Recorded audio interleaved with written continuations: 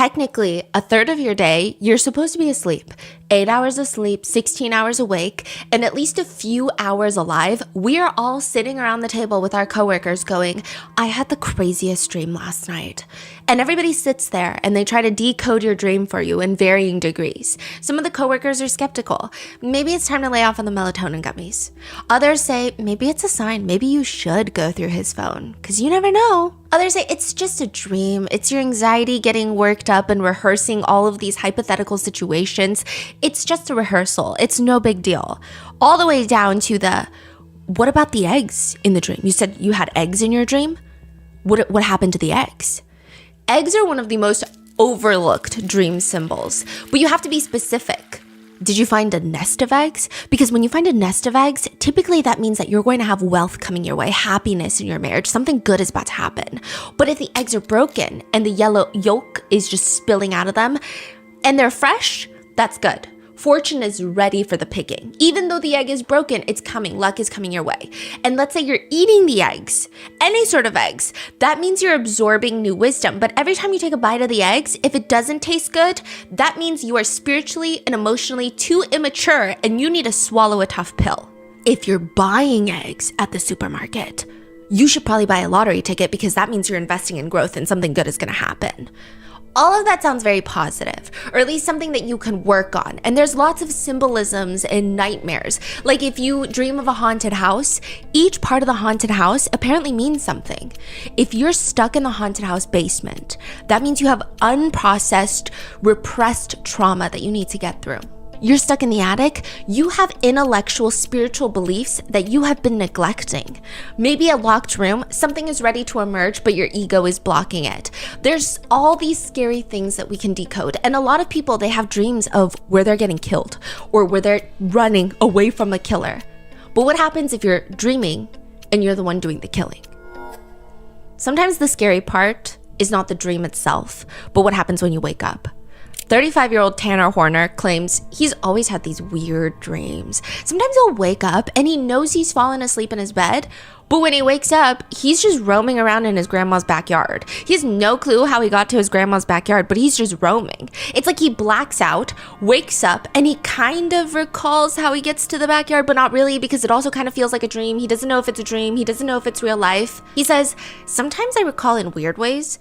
I recall stuff in dreams. I recall stuff like just random flashbacks through the next day. It's almost like a PTSD kind of thing. But nothing compares to the recent nightmare that he's had. He lives in Paradise, Texas, where everybody has been looking for this missing 7-year-old girl named Athena Strand. And maybe like everyone else in the area, he's been thinking about this case a lot because it just materializes in his nightmare. He has this whole nightmare about being the one that kidnapped and kills this missing 7-year-old girl in the local area. That's crazy. And then he wakes up and he realizes, oh, thank God that's a nightmare. And then he opens up his backpack and he sees inside a pair of small pants, tiny pants with flowers near the pockets, which is the last thing Athena Strand was seen in before she went missing.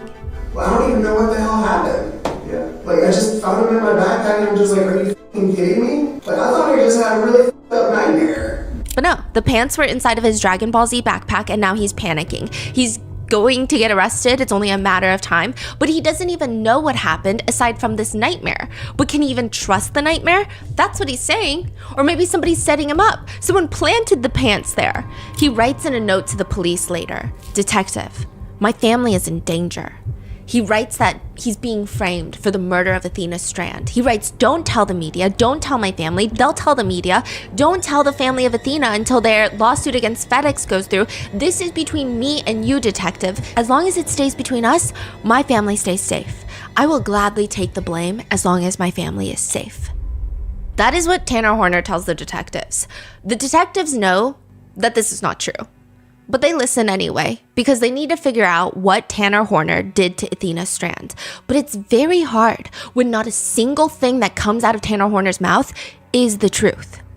This is the case of Athena Strand, where Tanner Horner, the FedEx delivery driver, kidnapped and murdered her, is now facing the death penalty in Texas. And he can't even seem to stick to one story of what the hell happened that night.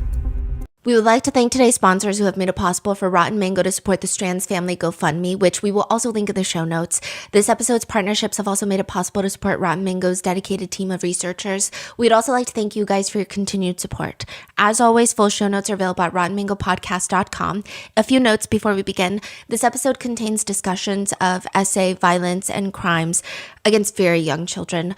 Please take care of yourself and don't hesitate to step away if you need to. There are also discussions of mental health diagnosis and autism. Please keep in mind that this individual does not represent these communities, nor was it a motive, explanation, cause, or a part of why he committed these atrocities. I want to be very clear because he's going to go on and blame the fact that he has autism for this case. This opinion or evaluation of his is not only wrong, but it's very harmful, and it is not a reliable representation of the community. As of filming this, he is still in the sentencing phase of his trial, but once it's concluded, we're going to have a pinned comment of his sentencing. Everything included in today's case is publicly available online, and specific quotes may have been condensed or shortened for brevity. So with that being said, let's get started. Delivery drivers have favorite houses. Circular driveways, usually great. You don't have to do a reverse, a 10-point turn to get out. These are like the good ones, a favorite even. In the same respect, delivery drivers have houses that they hate going to. One delivery driver says, I just call it the cat piss house. I hate the cat piss house. It's the worst thing in the world. There's cat piss all over the front porch and you smell it and it stays with you. And imagine that in the summer. Another says, there's this one house with a driveway that looks like the surface of the damn moon with how many craters are on it, but their mailbox slot is so tiny, every single parcel has to go to the front door.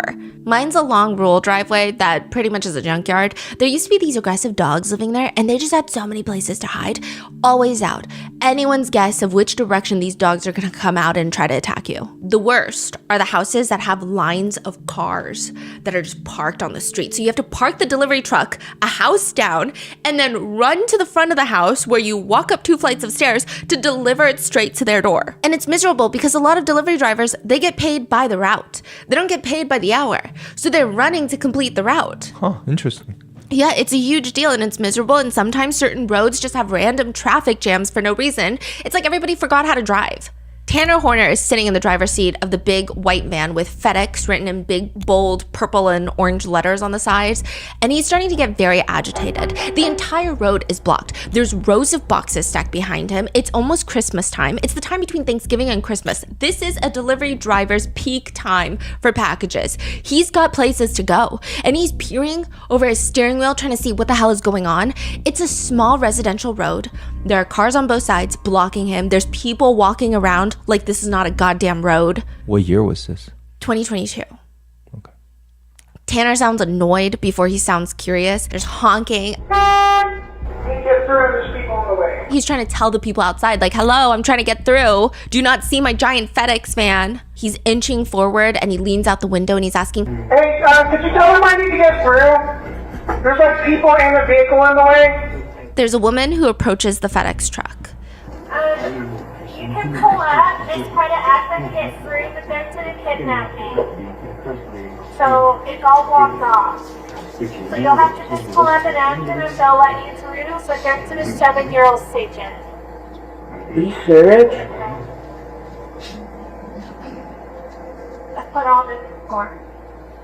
Sorry about all this help. Are you serious? The FedEx truck pulls up to the officers.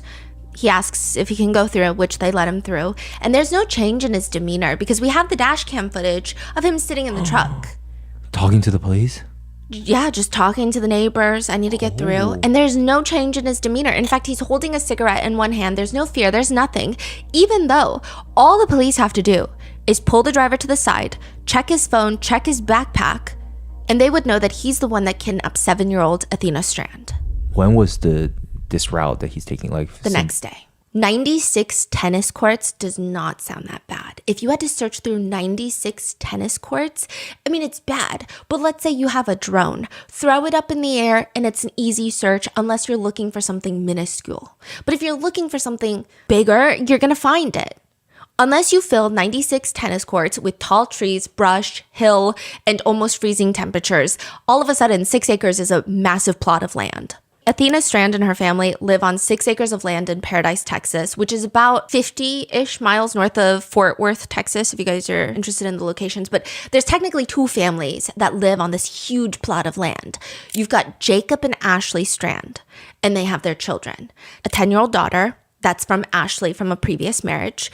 Then you have 7-year-old Athena, and then they have a newborn baby together. So Athena has a stepsister and then a half-sister. This is a blended family. One thing to note is Jacob is Athena's biological father and Ashley is Athena's stepmother. She's also been in Athena's life since Athena was maybe a year and a half old. So they're a really well-blended family. And this is very important later. On the same property, you have another house with Athena's uncle and aunt there from Jacob's side. I mean, that's the whole point of living in Paradise, Texas. The kids can play and run outside and they have their favorite tree that they would go to and climb up. They would run back and forth down the hill to their uncle and aunt's house and then run back up and run back down. It's the countryside. The kids love it. The house is situated very far from the main road. I don't even know if you can call it a main road. It's just a road that leads people to a few properties. And it's a dead end. So there's not a lot of through traffic. If someone is coming down the road, it's either because they have a reason to be there, they live there, they're visiting a friend there, or they're delivering a package, or they're lost. Not really any other reason. Ashley, Athena's stepmom, says, she was wild. She loved living out there. Loved the freedom of, being a kid, getting to just run wild and free on some land. She's trying to explain the situation to the police. The bus drops off the girls at 4:30 p.m. The older sister, the 10-year-old, goes to the uncle's house because she needs help with her homework. Athena, she's hanging out with Ashley, the stepmom, and the newborn baby. Athena's supposed to be doing her chores, though. She's supposed to be sorting her laundry because that's the after-school chore. And Ashley's cooking dinner, and Jacob, the dad, had gone out hunting. So it's really just Ashley, Athena, and the newborn baby. So Ashley's telling Athena, go finish sorting your laundry before dinner. Okay, so Ashley's like, I'm gonna check up on you after and make sure your chores are done. It's a very normal thing to do. And she goes to Athena's bedroom, opens the door after dinner is done, and Athena is gone. She's calling Athena's name, no response. She calls the aunt and uncle that live down the hill on the same property. Maybe she went to go see her sister there. She's not there. Ashley calls her husband, Athena's biological dad, Jacob, and the police. And at first, everyone thinks, okay, she definitely wandered off. Like maybe she's lost in some brush. Maybe she tripped and fell. Maybe she's kind of annoyed at you because you made her do the laundry. The main investigator working the case says, it's really, really cold tonight. I'm a father, and this is my county. Let's find her quick. I don't want her to be cold. I don't want her to be lost. I'm going to come out, and I'm going to provide resources. The original energy, the whole energy of this grid search is let's go find Athena, get her home, and quote, then we can all go home and get warm. The biggest stressor in this case is it's going to be cold that night. The most efficient way is to bring in the air assets. So they bring in these aircrafts with thermal imaging to look for heat signatures on the ground. They're flying low to the ground. They're scanning for anything that produces heat. Trees do not light up like animals do. They find rabbits, hogs, deer, no human movement. But just because thermal imaging does not show it does not mean that there's not a person in there. Civilian volunteers come in. They start doing a shoulder-to-shoulder search. So they all start at the property line, shoulder to shoulder, and they walk through it as deep as they can get. Because when you have a kid, if they tripped on some brush, it's going to be hard to find them. So I think like 300 volunteers showed up that night because no one thinks something that nefarious happened. A lot of people were initially under the belief that maybe Athena was trying to go to her aunt's house, maybe slipped, sprained her ankle, can't shout, no one can hear her. So they're just trying to get her home because it's going to be freezing temperatures that night. They send the dogs out. Volunteers are bringing horses, four-wheelers to go through the property. It's almost the energy of, let's hurry up, get this over with so that we can all go home and it's going to be like a cute little wholesome story that's going to be in the papers. Most families in Paradise have properties that sit on at least an acre of land. So this specific property has been in Jacob's family for 20 years. Athena's dad, he even grew up on this property running around. So this is not an abnormal occurrence. Everybody in Paradise knows. But this is what's abnormal about it. When police bring in the dogs keep doing circles around the main house on the property. Okay, what does that mean? That means her scent just circles the property and just ends. It doesn't follow a lead into the woods. It doesn't follow and go into the aunt and uncle's house. It's just around the property. And then it cuts off. By the end of the night, I think the feeling that she was just lost in the woods is dissipating. They said that they were huddled in a circle as helicopters were flying very low over the property, and that's when they first felt that something bad must have happened. But what? Like, what could happen? The only thing that they know is Athena goes missing, and the only difference in the entire property is there's this blue box that's been left at the door. It's blue box with white around the edges. It's very clearly a Walmart delivery. They open it up, and inside are Athena's Christmas presents. It's a set of Barbies. It's the all-you-can-be Barbies, career Barbies, so each one has a different career. And that's the only thing that changed. The rangers who have done missing child's cases, they typically have a pattern that they follow, with good reason, I will say, but because more often than not, when a child goes missing, the family is involved. One of the lead investigators working the case says, So my immediate thought is, let's go ahead and lock everybody in on a statement. That's why they try to get statements as quickly as possible. They want to lock you into one version of events. They're going to try to find evidence that doesn't fit that version, and then they're going to force you to change your version over and over and over again until you're just straight up lying. You dig yourself into a hole, and then you have to tell the truth. But that's really only if you're guilty. So he's locking everybody into a statement, trying to corroborate that with digital evidence. Where were you? Cell phone towers, text messages. And my goal is to lock everybody in that night, especially the people that were in close proximity to Athena on that time. So that's what I started doing on scene. They also go to Athena's teachers. Kids say a lot about their home life at school that you just would not realize. They just say some crazy things. Miss Thompson is Athena's school teacher, and Miss Thompson is asked to describe what it's like to teach Athena. I adored Athena. She was so much fun. She was a free spirit. She would come in with, stickers on her hands. She loved to dress up. Like, she truly was a free spirit. Like, there's no other word to describe her. Like, she definitely was a true gem. Her teacher says there was a new student in their classroom that had needs that were harder to fulfill, and Athena opened up her arms to him. She would play with him on the playground. She has this very big heart. I mean, that's just who she is. And now she's missing. And the last thing she was seen wearing are these little pants with little flowers near the pocket. And a shirt and a jacket, of course, but the pants are very distinct. The lead investigator says he just feels it in his gut. He's locking everybody in a statement, but he just feels something is not right. So he starts shifting his attention to the Barbies that were delivered around that time, which means the Texas Rangers, they need help. They need resources. They reach out to the FBI, fill them in on what's going on. And the first person the FBI want to talk to is the FedEx driver. They're like, let me call FedEx. They contact FedEx and they're like, we need to know who the delivery driver was that dropped off these Barbies, because maybe he's not guilty. That's not what we're saying. We're not that presumptuous, but maybe he saw something. Maybe he saw somebody drive up. Maybe he saw something else. FedEx is like, oh, that's not by us. So that was not a FedEx employee. It's through a third contractor, a third-party company that we use in the local area called Big Top Spin, which a lot of these delivery companies are doing this recently, especially with companies like Amazon, where they're not employed by the major company, but they have third-party companies in local areas that they dispatch to. But they still drive a FedEx car? Yes. So sometimes they will and sometimes they don't. And that's why you might have seen an uptick of people dropping off an Amazon package in a personal vehicle instead of an Amazon vehicle, Interesting. So it just varies. Big Top Spin, however, happens to be a company where they will give you vans that say FedEx on the side. So it seems like they do most of the contracting in the area for FedEx. They do deliveries during peak seasons. This is between Thanksgiving and Christmas, November 22nd. FBI reaches out to Big Top Spin and they give them a name of the delivery driver who went to deliver Athena's Barbies, coincidentally right at the time that she goes missing, which, I mean, for all the feds know, this could very well just be a coincidence. They want to talk to him. They want to talk to Tanner Horner. They arrest him while he's working in his FedEx truck. Arrest him? Well, they did try to talk to him a few times, but here's the very suspicious thing. The time that he drops off the Barbies, he does not record it delivered. So he drops it off, but he doesn't record the delivery on the paper. Yeah. Which is very odd. And then after that, he doesn't have another delivery for at least 30 minutes. But the next delivery zone is not 30 minutes away. So what is this time discrepancy?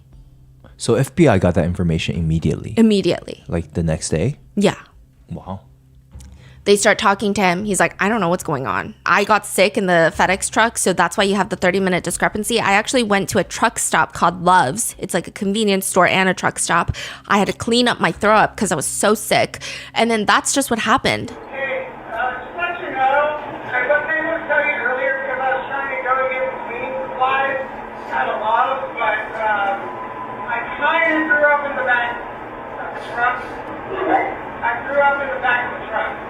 And he starts getting emotional and he's like, I have a 1-year-old son, so this has been really messing with me too, as I'm sure it's messing with everybody else in the community. But eventually, they arrest him in his FedEx truck, and they have enough reason to believe that Athena is somewhere near him. They slam open the back door, they're looking for Athena in the back, and she is not there. She's not in the truck. Athena's biological mother, Maitland, she lives about 2 hours away. When she heard Athena was missing, even though a lot of people in the community thought that she was just wandering on the property, she drove that 2-hour drive in 45 minutes. She was beside herself. She says that she knows that whatever news the sheriff is bringing to her 48 hours after her daughter has gone missing is not good. So 2 days after Athena Strand has been missing, the sheriff finds the family at the local church. And she knows what he's going to say because she said that when someone is delivering bad news to you before they deliver the news, they avoid eye contact. And when he brought the family into a back room at the church, he wouldn't make eye contact with any of them. I wanted to tell Sheriff Aiken that he didn't know what he was talking about. I asked him if I could confirm that that was my daughter, and he told me no, because she looks too bad. And I went into a place of denial. I stopped breathing, and I started to black out as I heard Ashley screaming. I knew it. I knew it was him. Tanner Horner is brought in for questioning by the police, and he gives various versions of what happened that night when he came to deliver the package of Barbies to Athena Strand's house. One variation, he says that he was doing the delivery there, and he sees this old green van. It's like a Chevy Astra van. It looked really creepy. It looked exactly like the type of van that would kidnap kids. It had sunspots on the hood of the roof and a piece of the panel missing on the driver door close to the front wheel. He's very specific. So he leaves the packages of Barbies, and then he drives off for the next delivery, but that green van was still there when he drove off. And then he just started feeling sick, so he threw up, and then you get the whole story. Multiple law enforcement agencies put a bolo out for this green van. Lots of resources are funneled into finding this green van because they have to try. Go through the databases, physical surveillance on the ground. They put out statewide bolos, DPS aircraft flying nonstop to locate any green vans in the area. Police start going through tower dumps in the area to figure out what cellular devices were in the area at the time. So they'll get a cell tower data and see all the active devices. They have to locate this van because if they locate this van, they could potentially locate Athena alive. So we're back to the initial search. This is before Athena's body is found. And as law enforcement are looking for this green van, they're just noticing a lot of weird holes in Tanner's story. Not only did he not mark Athena Strand's delivery delivered, he stops delivering for 30 minutes. And then there's another 4 to 5 deliveries that were uncompleted that night. And just the way that he's behaving is very uncomfortable. It doesn't make sense. He'll have bursts of emotions near the end of the conversation where he's just like, I can't believe something like this would happen because I'm a parent. But that feels less like empathy and more like purging of emotions because of tension. In the interrogation room, during one of the countless conversations between the lead detectives and Tanner Horner, as Tanner is explaining what happened, the detectives step out for a second. And when they get back, there's this huge whiteboard on the wall that interrogators use. And in red marker, it's scribbled, "He's going to hurt me, please help." What? So the detectives are like, did you write that while we were out of the room for a second? Why do you write that? I say too much. I'm going to die. So what does that even mean?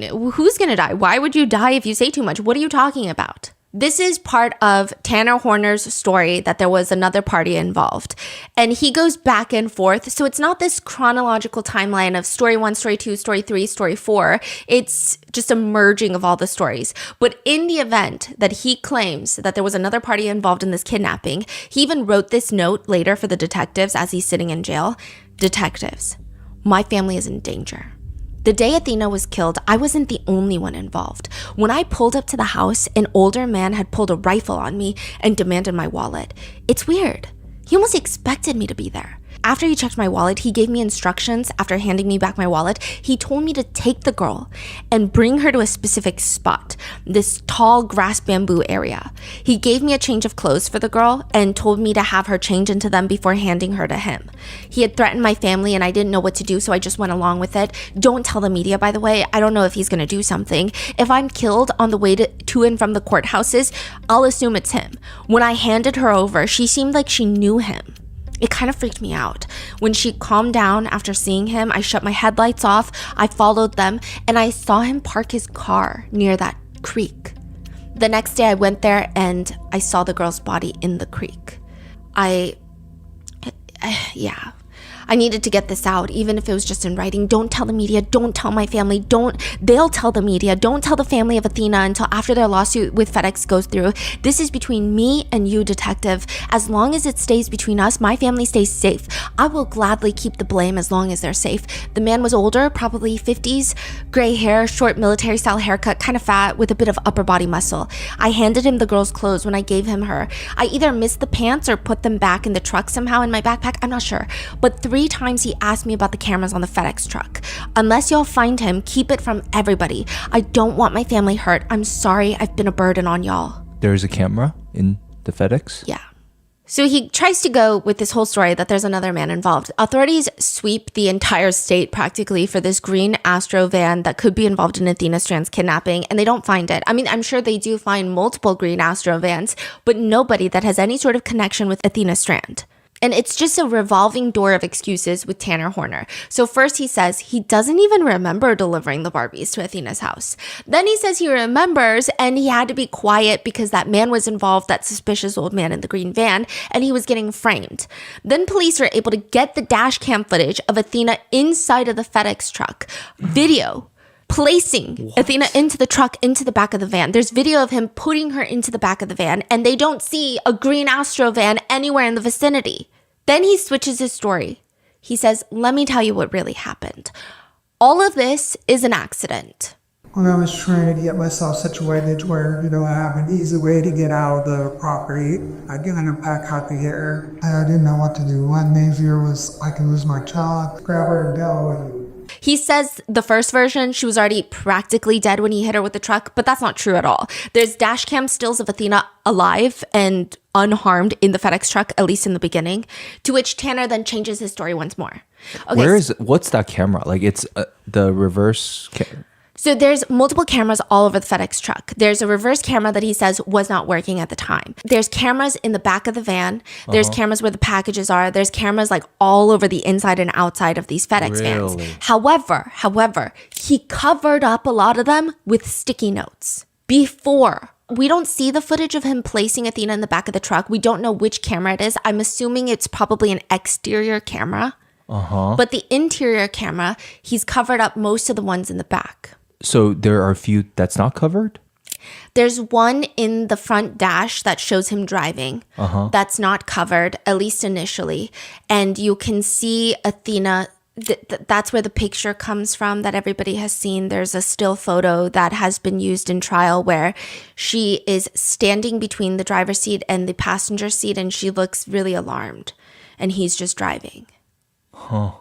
Eventually, the detectives will get their hands on the full audio from the cameras because even though he covered them up with sticky notes, the audio is still recording. Eventually, Tanner changes his story once more, that he had to strangle her. So he backs up into her. She's alive. He puts her in the back of the van because he's freaking out about losing his job. And then he decides that he's going to strangle her to make sure that she keeps silent about him hitting her with this van. He claims he didn't do anything else to her. He just, quote, tossed her body so that he could keep his job. Just kind of tossed her in. Tanner Horner takes them to a location filled with bamboo. These are like 10-foot tall bamboo trees, stating that this is where he left Athena's body after he killed her, but only because it was an accident. The lead detective says, I'm walking him, and he's pointing at a location that's not too thick into the bamboo, and he's stating that it's not too much further in there, and just essentially giving me an idea of where she was in the bamboo. They bring in the dogs, they bring in other help, and the detective immediately knows this is not where Athena Strand is. At that time, I felt like I was being lied to again and that she was not there.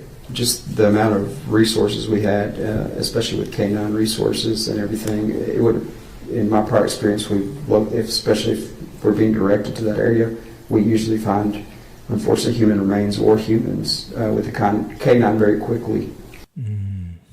Tanner Horner offers up the possibility, maybe potentially after he, quote, tossed Athena's body, somebody else came and picked her up. And the police, the whole time, they do a really good job of not getting triggered because I think this case has really affected everyone in Paradise, Texas in a very strong way. I mean, cell towers, Athena Strand's color is pink. That was her favorite color. Cell towers, government buildings, city lights were all changed to pink for the longest time. I just imagine that these police fucking hate his guts, but they don't show it. And they're trying to be very chill with him. And they're like, okay, yeah, that makes sense. But like, who would do that? Someone who wants to be a hero, who's like, oh, I found the little girl. You think that's what it is? He's like, I've noticed there's quite a bit of tweakers out there. What's that? tweakers, I guess a very derogatory term for people who use drugs, typically used against people without homes. I think he's trying to paint this picture that someone very nefarious came along and took Athena Strand's body, and he's just like the innocent guy who, quote, tossed her body. He uses the word tossed multiple times. You tossed her in, just kind of tossed her in, kind of tossed her in. How old is he? At this point during the trial right now, he's 35, so he must have been 31, 32. And she's not here. She's not in this bamboo. It's very clear. And it's not until 2 days after she goes missing, the investigators are led to Bobo Crossing. It's a bridge and a creek. Nobody knows why it's called Bobo's Crossing, apparently. It's just a creek with murky water. It's very stagnant. It gets very deep at the center. And they see Athena submerged in about 3 feet of water. When I first walked up to the edge of the creek, he told me she's right there. That's where I put her. So he changes his story. He's like, okay, fine. I took her to the creek. This is 2 days in? Or 48 hours, about 2 days in. And based on the water visibility, it was dark. I had a flashlight. I angled the flashlight at different angles, and I was able to see her nude body buoyant beneath the water. She's a very tiny frame, 4 feet, 4 inches tall, and only weighing 62 pounds. So she's face down in the creek with her arms to the side, completely unclothed in the water. And authorities say they were led to Bobo Crossing by a person named Zero. Zero is the one that led them here. Zero says he's the one that killed Athena, not Tanner Horner. It's all him. He got rid of her after all of that, and he took off her clothes as a way to humiliate her. It was all him. The lead investigator asks him, did y'all, like you and Tanner, really try to break her neck? Zero responds, it didn't work. wait, I'm sorry. Zero's the real name? Yeah, Zero's a name. Okay. And the investigator asks, I mean, was it you trying to break her neck, or was it Tanner trying to break her neck? Zero says it was all him. He's the one that broke Athena's neck. Did you choke her from behind like you said earlier? He's nodding. Did she defecate on herself? He nods. Did she struggle? He nods. He says that she was struggling and trying to kick him, but she wasn't able to. They ask about whether or not he took any of Athena's clothes, and he responds, no, I just threw her clothes on the highway. So you're saying you stripped her naked to throw her clothes out the window on the highway? Is that what you're saying? Because why would you take off her clothes after you kill her and then throw her in the creek nude? I thought it was funny. You thought it was funny? You took all her clothes off of her, shirts, pants, underwear, everything? I left the panties on. So why did Tanner take any of the clothes home, you think? I don't know, he's not stupid.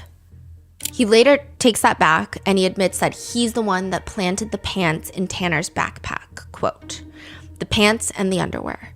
You said it was funny throwing her clothes out on the highway. Which highway did you throw them out on? 14. Why'd you take her clothes out there? It's funny. Is that like a form of humiliation? He nods really slowly and says, she was gonna tell. So you had to punish her. He nods slowly again. Did you tell her, did she tell you she was gonna tell? He nods.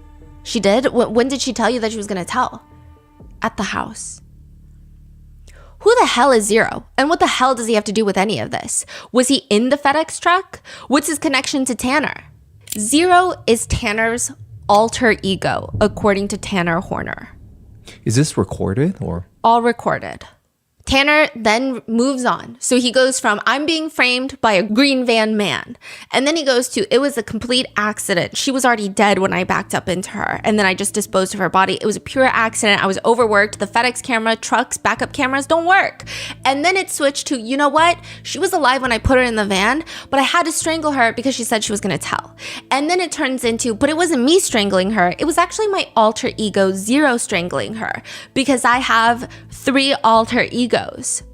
Tanner then gives the investigators his newest version of events, that Zero is to blame for all of this. So how did they get to speak to, quote, Zero? Okay, that's the very frustrating thing too. So not only is he just trying to use autism as an excuse to negate any bad wrongdoing that he's done in the entirety of his just god-awful life. But on top of that, he tries to pretend that he has DID. I don't even think he knows what he's doing. And then the only way you can talk to Zero is the investigators go, Zero, I would like to talk to you. And then he rolls his eyes to the back of his head and he tilts his head to the side. And suddenly he's giving the worst performance I've ever seen in improv history. That's how you talk to Zero. So he changed his whole mannerism for that, right? Yeah. This is my personal belief. I tend to believe that Zero is his real personality. And I'm not saying personalities as in he has different alters and different personalities. I think those are his true inner thoughts. And Tanner is like how he would like to present himself to the world. There's just a lot in the interrogation footage. There's a lot of things that don't make sense, but I'm just going to give you the most important parts. At some point, Tanner is still trying to sell this story that he himself, Tanner Horner, and Zero, who is still him, but he himself never wanted Athena to get hurt. And he has this very alarming, jarring moment during the interview where he says, She was a sweet kid. and he's describing how they're driving down the road and she kept asking where we were going. I dragged her on for a bit just trying to figure out what I was going to do about the situation. And what she do? Asking questions, we're just talking at this point. Yeah, she sat down, she's standing up, she in the passenger seat, where she at? She's standing out. She's in the back. Okay. And then where she? We went down this private road and I listened to that little voice again. So he's saying that this little voice is Zero. He starts sniffling into his hand. He's like in the interrogation room, sniffling into his hand, leaning up against the wall. The investigators are like, it's all right. And he's like, it's not all right. No, it's not all right. Well, no, it's all right to tell him. It's okay to tell him. You gotta get it off your chest. I just told her to turn around and You chucked her? One hand or two hands? Two. What? Was she facing away from you where you chucked her? and sort of I tried to. Oh, you tried to break her neck? I tried to break her neck, making it as quick and painless as possible, but it didn't work. She started crying. He says he had her face away from him. He just didn't want her to see it coming. He doesn't recall how long it took. He doesn't even have a ballpark of 5 minutes, 10 minutes, 30 minutes. He says the voice just said that.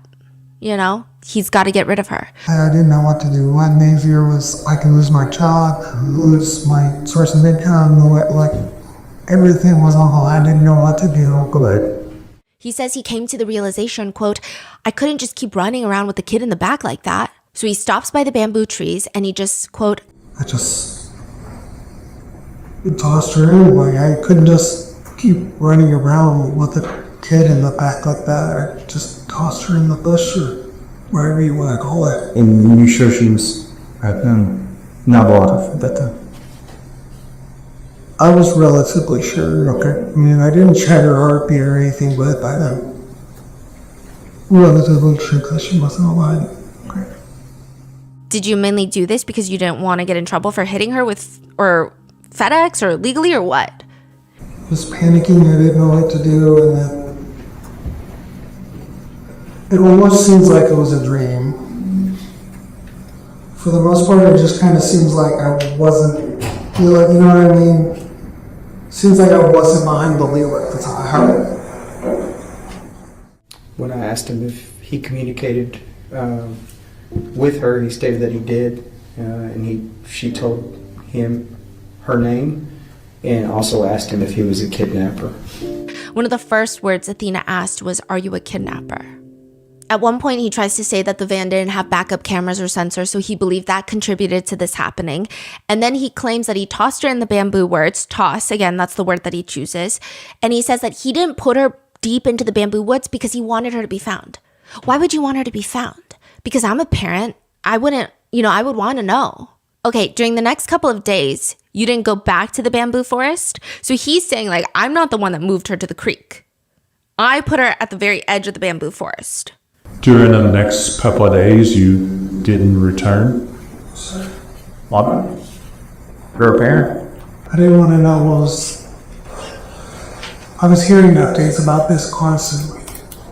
Trying to make it to where somebody would find her. After getting rid of Athena's body in the bamboo area, he says that he went to Love's, which is a convenience store and truck stop where he gets cleaning supplies. The lead detective is like, did they ask you where you're cleaning up? Because he didn't even buy the supplies. He says that he just went to the counter and was like, hey, I made a mess in the van. Can you give me some cleaning supplies I can use? So the front desk gives him some cleaning supplies. What did you tell him you were cleaning up?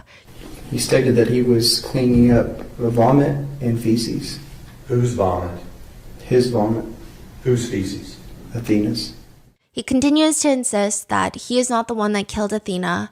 He believes it was like he was in the back seat. He was almost dreaming at the time. He believes it's his alter ego Zero. Now, we're going to go into what Tanner and his I don't even want to call it an alter ego. What Tanner says, pretending to be Zero, it's not even in the slightest bit believable. It's like pissing on someone and saying that it's raining. Nobody's believing it, and it's just insulting to those who actually have DID. But before we go there, let's go through the irrefutable evidence. There is footage from inside the FedEx truck where Tanner had preemptively covered the FedEx truck cameras with sticky notes days before the kidnapping, which a lot of people believe that this indicates he was trying to kidnap someone within the next few days. He made sure that he was in the same FedEx van all those days and then even after the crime so that he could be in control of what they've been calling his mobile crime scene. But there's still audio recordings and at least a few visual pieces of evidence that place Athena alive and in the back of the FedEx truck. There are also markings on her face. There are grid-like patterns that match the floor of the FedEx truck as well as boots. They call it a tread pattern. The ME says it's kind of like zigzag patterns, and it's like if you were to press someone's face down onto the van floor. She suffered some sort of trauma or event that would cause her to clamp down so harshly on her own tongue that there would be teeth markings embedded into her tongue. There was a rope, bungee-like cord found inside the truck. There was DNA tested on vaginal and anal swabs that came back. There was blood and semen found on several of Tanner's clothing, including his FedEx work shirt, his hoodie, jeans, and underwear. Athena was presumably essayed in the van before being strangled to death. After killing Athena in the truck, he makes sure that his next few shifts he gets the same exact FedEx truck. And Tanner, he refuses essaying Athena, and he continues to state that all of this happened just because he backed into Athena and he was scared of losing his job. And nobody believes it. Nobody believes that he backed into Athena. Nobody believes any of this. Like, I have a 1-year-old, if I lose this job, I lose everything at this point. Even if this whole accident story were even a smidgen believable, which it's not, Tanner's telling the detectives that he tossed her body, he tossed her here, he tossed this. There's just a lack of remorse and a lack of care when he even references Athena. If this was a pure accident, I would imagine that someone is in shambles describing what happened. The investigators ask, did she bleed or anything in that truck? I don't know, possibly. He says that he did throw her in the van so she could have some cuts and stuff from being thrown in the van. But, quote, I'm not some sort of psychopath. You can look at my history. I'm not some deranged psychopath. He says after he kills a little girl, he goes home after a shift and, quote, I just went home and I went to sleep. I took my sleeping medication, watched Game of Thrones, and I was out. Did you take anything from her? And not that I can think of. I mean, I might have found the sock on the thing, but I just kind of threw it out. So he's just making it sound so casual. Is that a make or did you find a sock? I didn't find the sock, but that was just... Was it one of her socks? I think so. Okay. Which, by the way, he took the socks home and they were found in this, what could be described as a junkyard on his property. Was it one of her socks? And he's like, I think so, unless it's just some other driver's sock. And they're like, well, I mean, you would be able to know if it's a little girl's sock or a driver's sock. Be real. And he's like, yeah, okay. By the way, I do think she pooped herself also when you get what I'm saying. You choked. What? How do you know she took her though? I mean, Still there when I was moving her, some of it found on the floor. He says he stopped by the truck, stopped to clean. What did you pay when you were at Love's getting the stuff to clean? Did you pay in cash? I didn't pay for anything. I just asked if they had any cleaning supplies.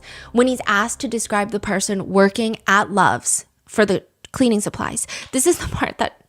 But he did kind of look like he might be part Jewish. Okay. Why do you say that? God, this again sounds terrible. As if everything else he said is not terrible. Because he doesn't preface anything else about killing Athena as terrible. He's not like, God, I can't believe I'm saying that. He's just like, God, this is going to sound terrible. God, this is gonna sound terrible. He had a decently big house. Okay. Crazy. With his confession, the FedEx footage, the audio evidence, the DNA evidence, forensic evidence, Tanner Horner is charged with capital murder and aggravated kidnapping, which means he's up for the death penalty in Texas.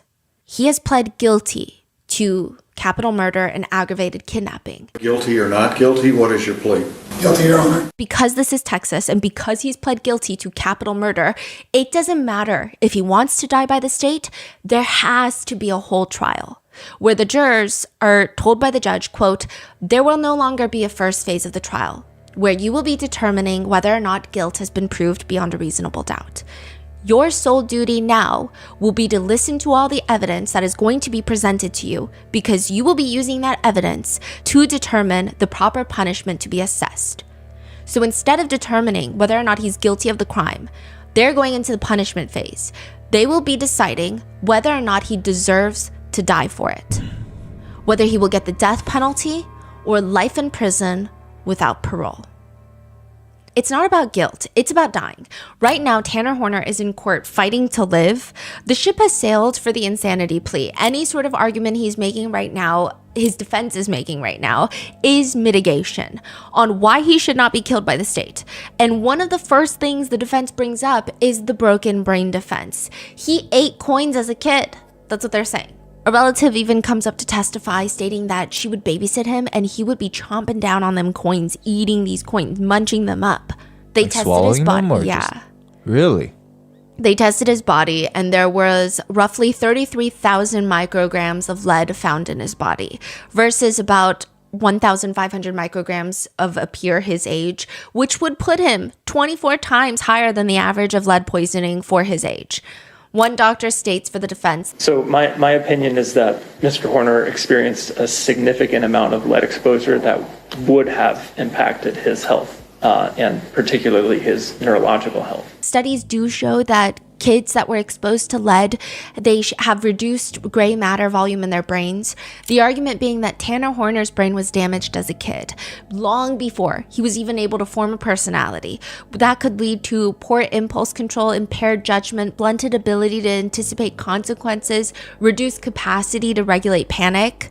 But this is just one of the defense's many endless arguments. Lead exposure is just one. The defense is arguing that along with lead poisoning and exposure, autism spectrum disorder, prenatal alcohol exposure, mental illness, and a chaotic abusive childhood should be mitigating factors on why he does not get capital punishment. The defense argues that there's just something deeply wrong with his brain. When someone's brain is what's injured, you don't see it. We don't treat it the same. We want people to push through it. We want them to be okay. We're talking about a developmental issue, about mental illness, brain damage. A bone that's 99% unbroken is still a broken bone. They go on to state Tanner's injury actually came before he was born. His mother, God bless her, Melissa Horner, was working as a stripper when she was pregnant. And one of the ways she was able to get on stage and do her job was drink alcohol. When you became pregnant with Tanner, were you still dancing? Yes, I was. And when you became pregnant with Tanner, were you still drinking alcohol? Till I found out I was pregnant. But by that time I was already like 8.5 weeks. How often would you drink? I drank pretty heavily. They argue that because both of Tanner's parents were addicts that couldn't take care of him, he had to be raised by his grandmother, who did end up raising him, by all accounts, as best as she could. They also continue to bring in the unofficial diagnosis of Asperger's. He's just autistic. That's not a recognized diagnosis. They're going to take a lot of angles here, but if you just listen to the interrogation tape, it's pretty clear his brain works perfectly fine. He covered up the FedEx car cameras days before he kidnapped and murdered Athena, indicating that he was planning on doing this. He has multiple tries to come up with a story that the authorities would believe. There is a lot of self-preservation that is occurring. And side note, I will say, I think he's dumb. I think he's dumb, and that's fine. But that doesn't mean anything. I think they keep throwing things at the wall to try and see what sticks. They're like, oh, he's autistic. A lot of people are autistic, and it's a bad look for the community because that has nothing to do with anything. Mm-hmm. Even the FBI agent says, during the majority of the interview, Mr. Horner was very articulate. He answered every question properly, good back and forth conversation. And then towards the end of the conversation, he got very emotional and almost to the point of crying, and stated to us that he couldn't believe something like this would happen and that he had his own child. The lead detective recalls after interrogating him, his demeanor through the course of these interviews was very laid back. I mean, he wasn't worked up, had a cool, calm demeanor, cooperated, spoke, was articulate, joked around, made jokes at times, made jokes inappropriately sometimes. And again, was able to maintain that rapport and continue to talk to him. Does he have a wife? He has a fiance.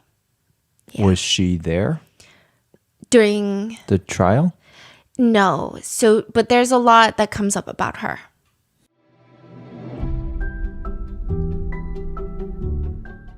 This episode is brought to you by Netflix. I thought I knew this case. I remember hearing about the car accident when it first happened, staying updated with the news and seeing the photos of the crash after they came out. The car crumpled up against a brick wall. 2 teenagers dead and another fighting for their life in the hospital. I thought I knew the story behind the tragedy until Netflix's The Crash had me questioning what really happened. Let me set the scene. It's a little past 6 a.m. on a residential street. The sun is rising. It's quiet. It's almost peaceful. It's not quite dawn, but it's also not yet the morning. A cop's dash cam begins recording as the patrol car slows down, pulls up next to a building.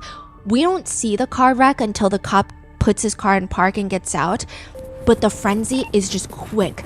3 massive fire trucks, they descend on the crash site. Dozens of firefighters, cops are lining the street. Even a helicopter hovers overboard. And through the cop's body cam, we hear him say, ×3. Oh my God, ×3, guys. There's 3 young victims in the car. The boy in the back seat was no longer in the back seat, but laid on top of his best friend in the front passenger seat. Davian was a big brother, a high school football player, a foster system survivor, and he was immediately declared dead. The boy in the passenger seat, Dom, was a son, had just gotten his apartment. He was an entrepreneur, and he too was dead on arrival. The driver is the passenger seat's girlfriend of 4 years, Kenzie. She just graduated high school. She was enjoying her senior summer, like the time between graduating and beginning the rest of her life. She was the only one still breathing. Her seatbelt was on, but her head had gone through the windshield, and it was considered a miracle. Her parents are interviewed. They describe her injuries. It was honestly horrific. A 17-year-old girl hanging on to the rest of her life. Her parents are crying as they're explaining having to break the news of her boyfriend and his best friend's death after she woke up. It's like the most inexplicable tragedy. Did the brakes fail? Was it an operator error? Like, were there substances involved? Was she drunk and driving? A medical emergency? The toxicology report comes back, no shrooms, no alcohol, no impaired driving, nothing. The driver's medical history is looked into. She was diagnosed years ago with POTS, a fainting disorder. So people are like, okay, did she faint while she's driving? Vehicle black box data comes back, the brakes were never used. Even if they were broken, they were never used. Nobody pressed on the brakes. Why did Kenzie not press on the brakes? Then the vehicle crash reconstruction has come back and the evidence is damning. This is the part that I think had a lot of people reeling. I didn't know just how bad this case was, and trust me, this is just the beginning. For 5 full seconds before the crash, it was proven that the driver, Kenzie, held the gas pedal down, pushing the vehicle to its top speed the entire time. For 5 full seconds, just on the pedal. And then the text messages come out. The 4-year relationship between the driver, Kenzie, and the passenger, Dom, is worse than toxic. It's arguably abusive, and videos come out, TikToks come out, comments from the families of all 3 teens come to light, CCTV footage, trial footage, evidence discovery. Did Kenzie intentionally crash the car, murdering her boyfriend, Dom, and his best friend, Davian? All of this is uncovered in Netflix's The Crash, and it unravels a story bigger than anything I could have ever expected. Watch The Crash only on Netflix.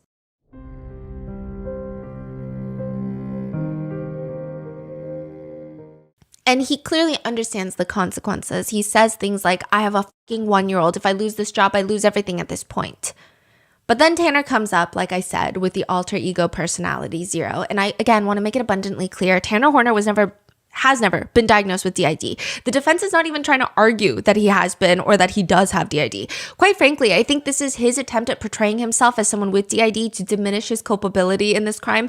And it's not only offensive to those with DID, but it's offensive in general to anybody who has a brain bigger than the size of a garlic clove. It's not believable. It's the kind of performance that generally makes you want to look away. It's just god-awful. It's ass.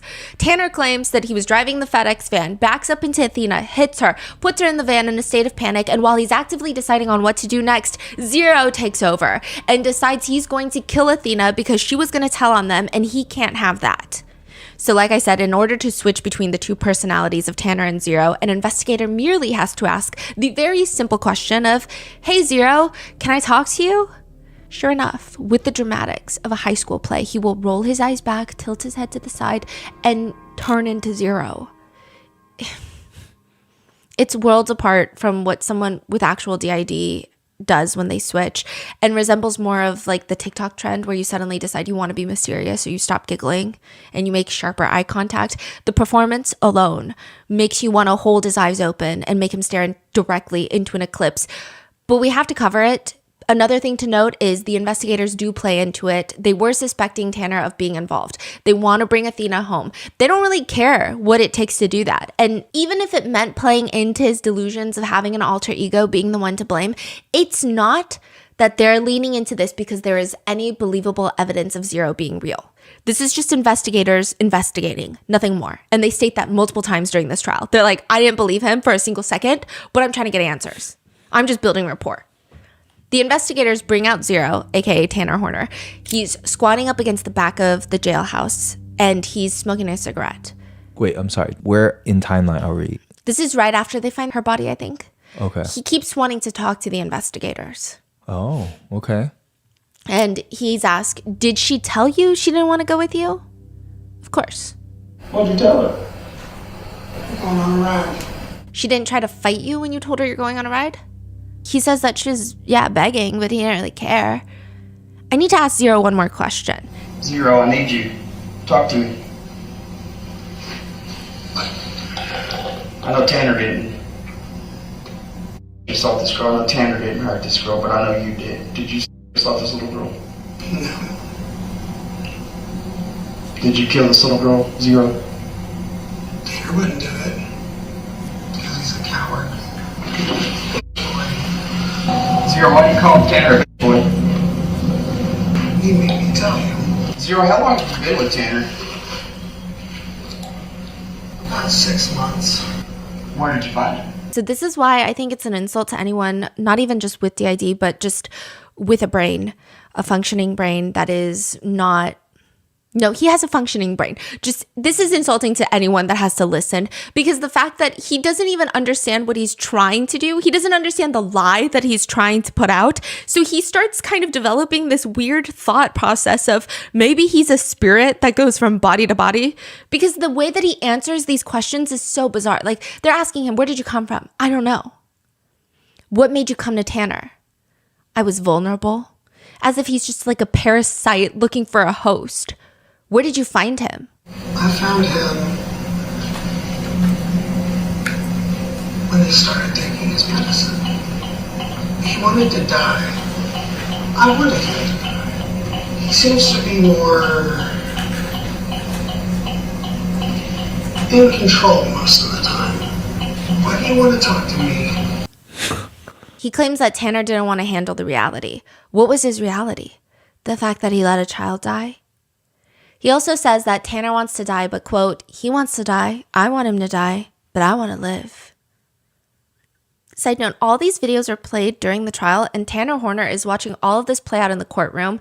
He's consistently wearing a gray dress shirt. He's got his elbow propped up on the table. He leans his cheek into his hand. He has a very disengaged look most of the time. There is this one point where he does look at one of the live streaming cameras in the courtroom, and he just looks like he almost has this tiny smile on his face. Then the video cuts to him in the interrogation room. The officers ask him, have you told us everything? Who? What? Have you told us everything? Me? He went away. Like, just me. Okay. Did you have a little zero? It's not zero. Tanner? Yeah. Welcome back. You okay? I'm a little flabbergasted, I guess. Why is that? Because I was in the back seat watching everything happen, and I'm kind of freaking out. Is there anything Zero didn't tell us that you can remember? Or were you in and out? I mean, I've been in and out the entire time. He hasn't really let me come out at all. Okay. This is a weird type of respect because you actually, how should I put it? You addressed him, which I think is, okay. There's a lot to process, Tanner. There's a lot that happened. So we're going to step out and give you a second and just give you a second to process that, okay? Just give us a minute. When they come back, they decide that they want to talk to Zero further because Tanner, all he does is put on this really god-awful show of pretending to be Tanner. They're all Tanner. He says, I tried to set it up like someone else did. How did you do that? He went with an entire story. So he's talking about the green van man. Is that where the story about the green van and the Hispanic male came from? So he's like, yeah, it was a Hispanic male in his 50s. Yeah. Was that your biggest fear, that Tanner would get put away? Constantly. Did you immediately, as soon as y'all hit her, did you come out and take over fearing that maybe Tanner would get y'all put away, or did it take some time? Tanner was worried about that little shit. Why didn't you want to help her? Do you want to help anybody? No, not other than myself. Have you ever been anywhere else, Zero? Have you ever done this before? No. Is this your first time? Of course. He won't let me out most of the time. Right now, he just doesn't want to deal with anything. Have you ever made Tanner do this before this time? No. So if Tanner had never hit her with the truck, you would have never done this. If Tanner wouldn't have hit her with the truck, none of this would have happened. Right now, we would be getting ready to go out to the bar and celebrate our brand new car. He even talks about how he, quote, Zero, met Cassie, which is the fiance, and he says, but between us, she likes it better when we fuck. And like, I just want to say, everything about this interrogation sounds like someone who watched the movie Split and just decided that he was gonna try to embody this. If it weren't the most asinine crime that we've heard of recently, it would be cringe. That's the description of how he handles himself, the mannerisms, how he responds as Zero. But now Tanner has to take over. Time has to take over when? Only How long do you keep him away? the longer I've been here, the longer I'm able to keep in control. I think we found ways to block Tanner out. How do you do that? I make her go to sleep. Wait, you killed that little girl. Was Tanner trying to stop you? He was trying to get to sleep. He also says that Cassie, the fiance, knows about Zero at this point. Quote, at this point, we're both kind of developing a relationship with Zero. And then Tanner comes out and is talking about Cassie. And he explains to the detectives that Cassie has met Zero. I think this is true. I think Cassie has met Zero in the sense of, I think both of them are, I think definitely Tanner Horner is strange. How do I put this lightly? I think they both play into it. Who, both? The fiance. Really? Maybe she genuinely in her heart of hearts believes that he has DID. He claims that she also has DID and she gets it from her grandma, which is not how DID works. Both of them, I feel like they both kind of play into it and it's just none of it makes any sense. Has she spoken out or no? No. To her, she's basically dating two people. And Cassie herself, she has multiple.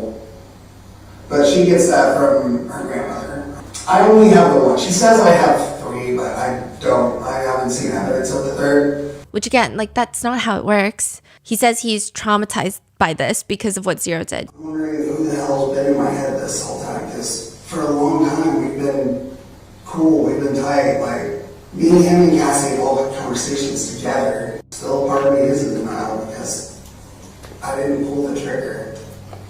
I tried to this on the gun, trying to stop all of this from happening. What gun? There's no gun, but he's saying, metaphorically. Oh.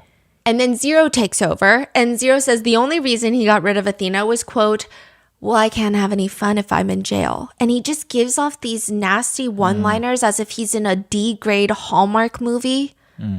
So did they ask him who put the tapes on the cameras? Or Yeah. what happened then? No, but he doesn't give a straightforward response to the tape on the cameras, the sticky notes on the cameras. In a separate conversation, the officer tries to summarize his thoughts. And they're like, okay, so Tanner keeps you, Zero, from hurting anybody.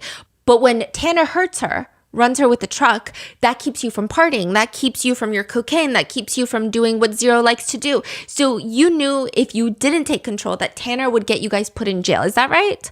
You knew that if you didn't take complete control, take care of business, Tanner wouldn't, because he's what? A little bitch. You've never taken on somebody else? You've never been with any other person, only Tanner? Let us go for several years. Why this is the first time? A bit rude, dear. When were you at Tanner before? I'll need the story. Did you do anything when he was 12 or 13? Did you hurt anybody then? Only two.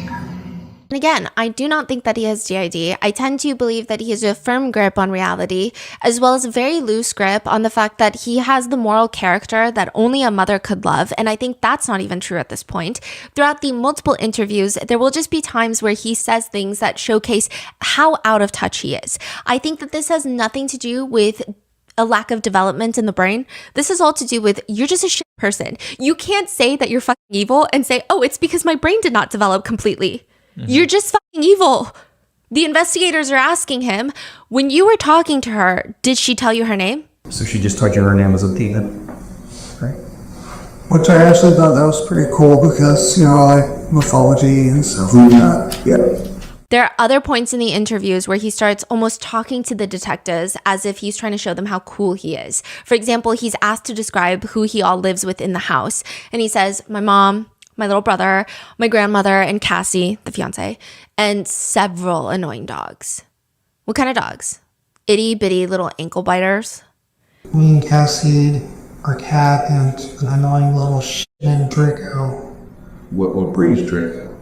Not sure exactly, but he's part Chihuahua. Part Chihuahua, part annoying as shit. It's like very reminiscent of a middle schooler trying to curse in front of the high schoolers to appear cool, but housed in the vile body that is Tanner Horner, a man in his 30s. In another segment, he's yapping about his ex-girlfriends, one of them named Nicole, who he describes her being as dumb as a brick. He says, She did end up cheating on me with 2 different black guys. So, which eventually ended up telling me later on what was really going on. Actually, also, just like the whole Jewish thing and then the black thing, like, I'm like, I think you're anti-Semitic and I think you're racist, but you're trying to play it off. That's the vibe. The way he even phrases it, I think you have to watch the clip to see, but the way it's almost, he says that he had a problem ghosting girls because, quote, I always use it like, we're flirting, like all this other shit, like sometimes we'd sleep together, all that shit, but then like afterwards I'm just like, shit, I don't know where to go from here. So he has a reputation of ghosting girls. He states that he had a habit of being a player. I started realizing getting older, I need to settle down. Yeah, settle down essentially. Okay. So that's why he got with Cassie. Every other answer is framed as woe is me. So when he's not trying to sell this weird alter ego personality Zero, then he's talking and trying to be cool with the officers. And then every other response after that is woe is me. And I don't think it registers in his English pea-sized brain that he's not the victim in this situation. He's asked questions like, when you start choking her, facing away from you, like you stated earlier, how long did it take her to essentially pass out or stop crying? Was it long or short? It's probably about a minute, but it felt like so much longer. And there's this undercurrent. It sounds like he feels bad for himself that it took longer. Like it felt so long to kill Athena. Not that Athena suffered for so long. He leans against the wall during the interrogation. Am I gonna go home at all? No, you're not. He says about this whole experience, aka murder, he says, It's just gonna be fucking with me a lot. Can I hurt a kid? Can you not just shoot me mad? I just want to be with my family. Before you get your shit together. Then he goes on to rant almost. I am going to miss out on the best part of my child's fucking life, okay? This is one of those probation things. This is one of those I'm going away for a long time things, and I'm going to miss out all of my fucking son's life. I would rather die. I'm going to miss out on always his Christmases, his birthdays, him growing up. I'm going to miss out on everything. All because I listened to some stupid voice that isn't probably even there. Audaciously, he asks the authorities if he can just be free for a month after admitting to murder of a 7-year-old girl. He asks if he can just have a month to spend Christmas with his families. And this is why, again, I feel like he watches those movies and he thinks that they're all real. Like he watched Split once, because the way he asks, he's like, give me a month. I just need a month. You're not an undercover CIA agent. You're scum.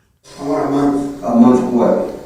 Even if you want to put ankle monitor on the GPS monitors, check out with you. Like, if you give me a month with my family so I can have Christmas with my son, yeah, I'll tell you everything. I'll be completely honest with you, Tanner. If that's beyond your power, I understand. Yeah, no, it's something that I can't even feasibly think that's possible, but I don't know that for sure because I'm not the prosecutor. I'm not.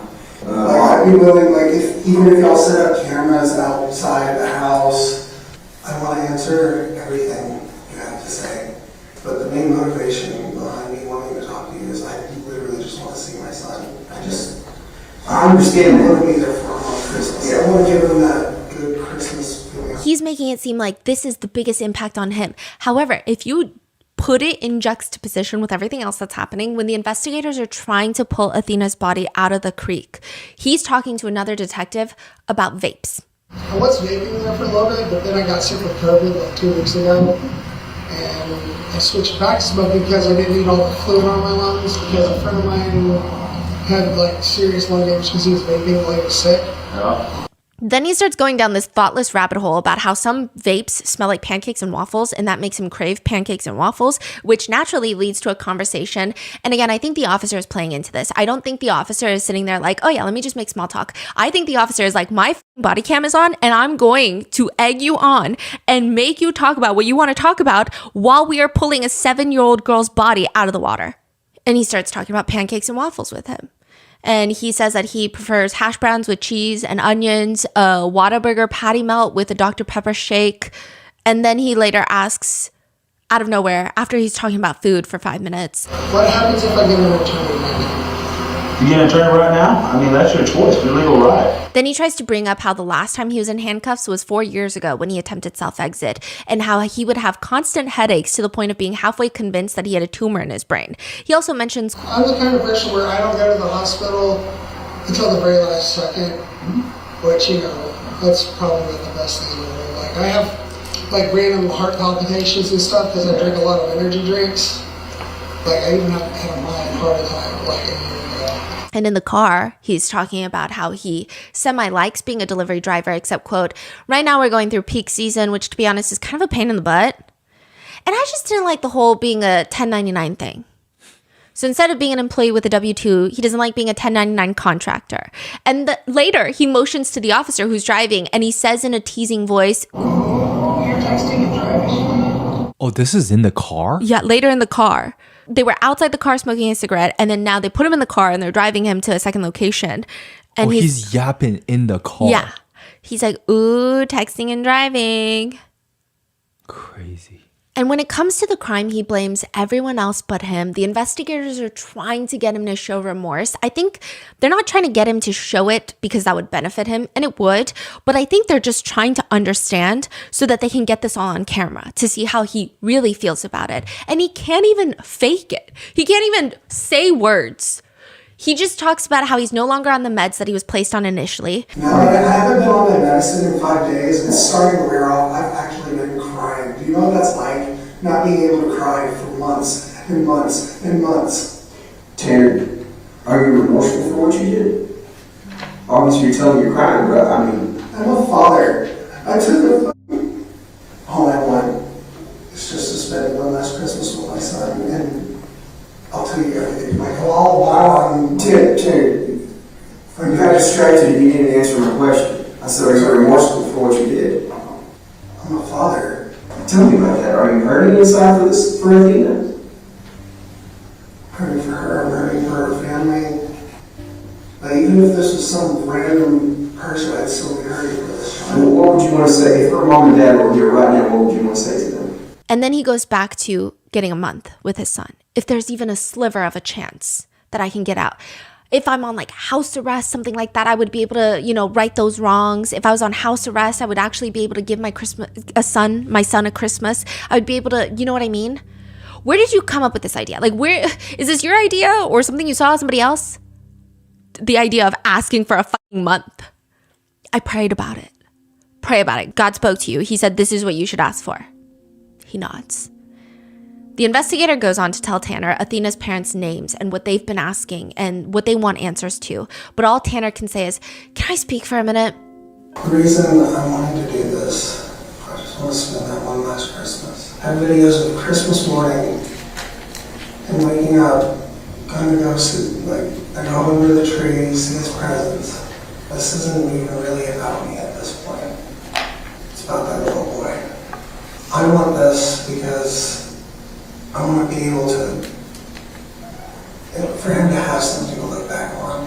The reason I wanted to trade this is because if somehow by some million shot they were able to put me on a monitor, put cameras around the house, everything.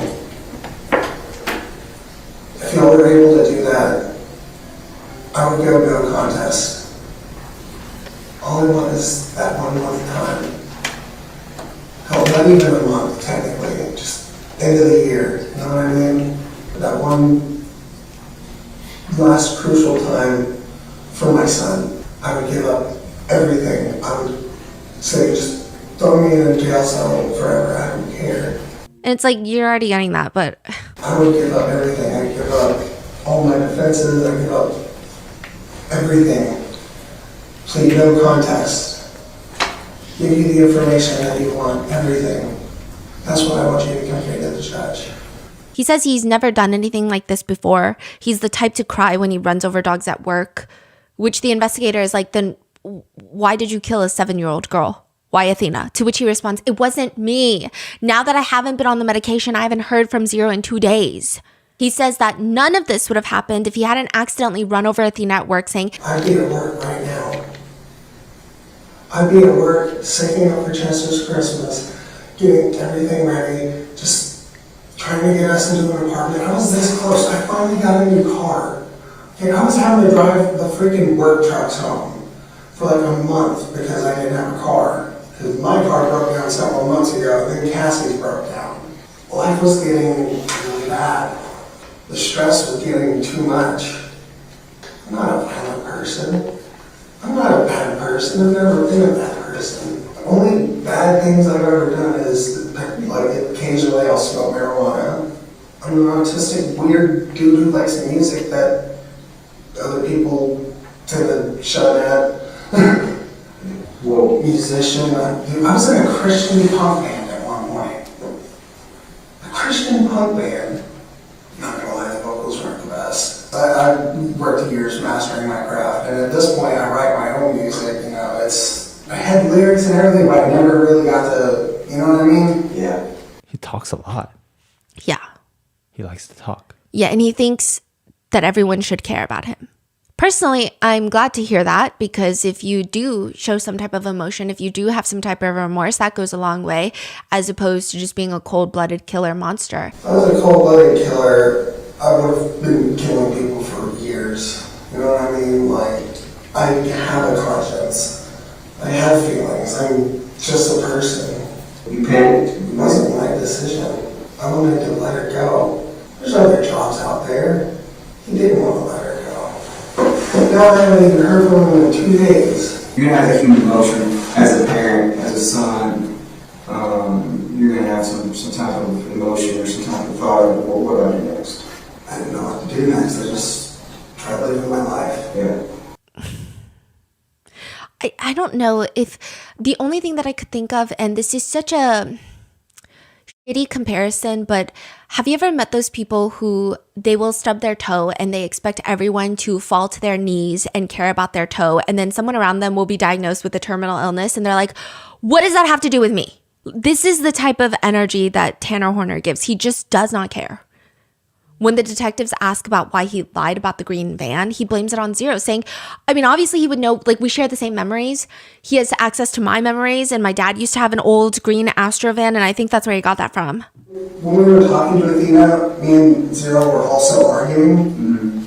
Yeah, like, I was trying to be like, you just put her back and forget the whole fucking thing. Yeah, he seemed a little bit different than normal, too. Like, because normally, like, he's a cool guy, you know what I mean? So, but he was a little bit more manic normal, I guess, and it was kind of weird. I remember there was a point where me and Zero were getting verbal, like outward verbal versus inside the head verbal, and she was kind of like freaking out over it. And again, it's like you watch the movie Split, because there's no depiction of this in any of the audios that they retrieved from the FedEx truck.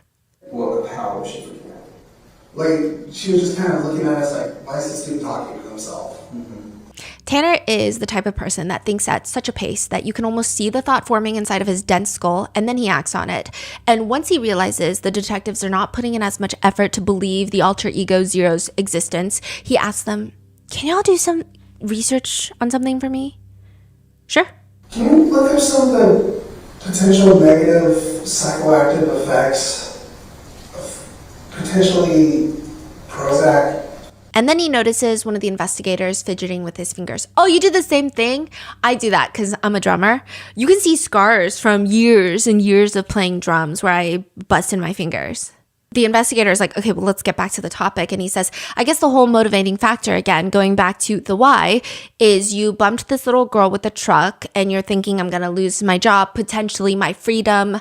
He says, I wasn't worried about losing freedom part because honestly, that's an honest accident. He's like, why would I go to jail for running her over? It was an accident. Which again, no one thinks that he did that, but...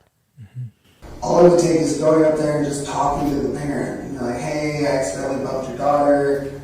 Like, there's more jobs out there, you know what I mean? Like, it's not hard to find a job. I mean, shit, like, I set her on the back of the van, trying to calm her down.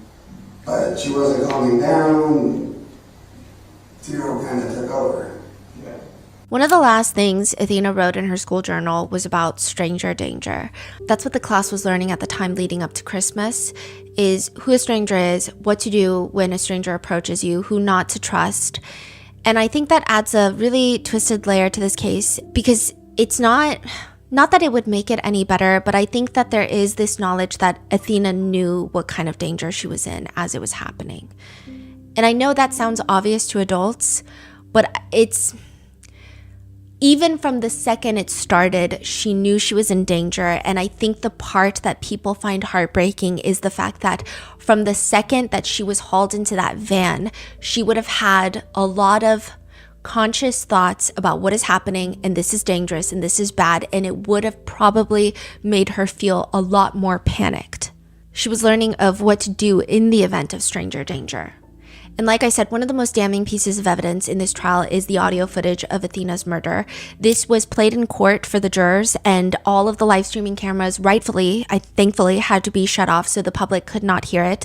There were press members in the courtroom who described some of the jurors' reactions as well as what was heard in the audio, but it's a lot. I don't even think they played the full footage for the jurors because they were just sobbing, breaking down. A lot of them were trying to hold back tears.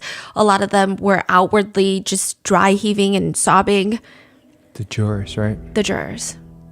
The prosecutor describes it as, you're going to hear what a 250-pound man can do to a 67-pound child. And when I say it's horrible, I mean it. I've been doing this 25 years, and I promise you, buckle up. It's an hour. It's not 5 minutes. It's an hour.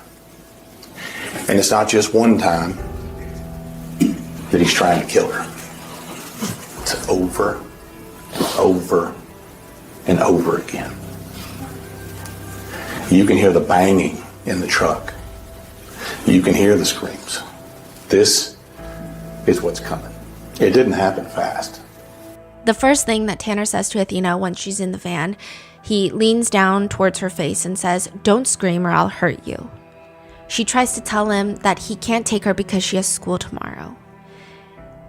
And Athena Strand asks him if he's a kidnapper, and Tanner responds by demanding she take off her shirt. Athena screams and cries for her mom and tells Tanner, "You can't do that to me."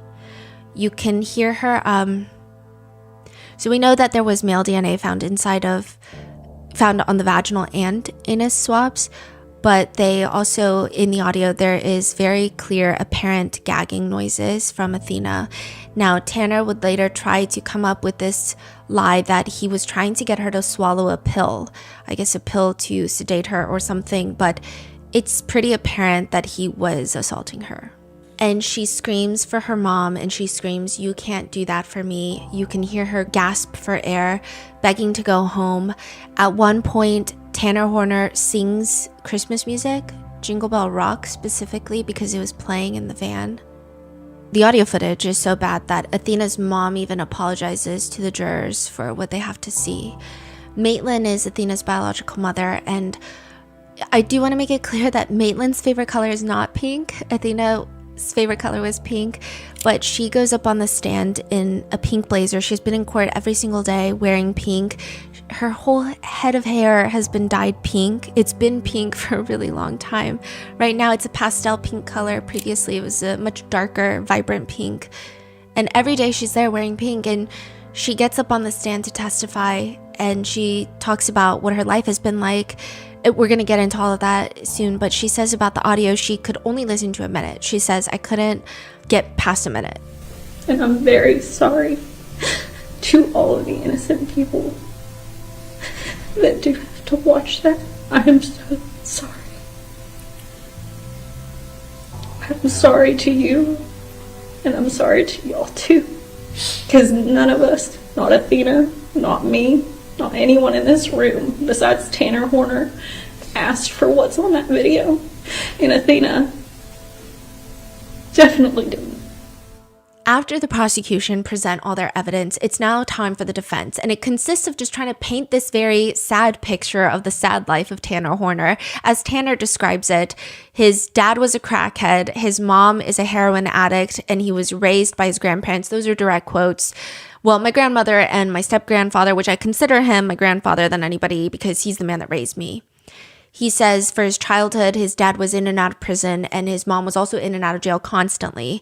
And the part that really gets me is he says, because now he's in jail. He says, "I actually worked on this, when my mom and my grandmother come to see me, I actually worked on this clever line." Oh, how the tables have turned. Because now he's the one in jail.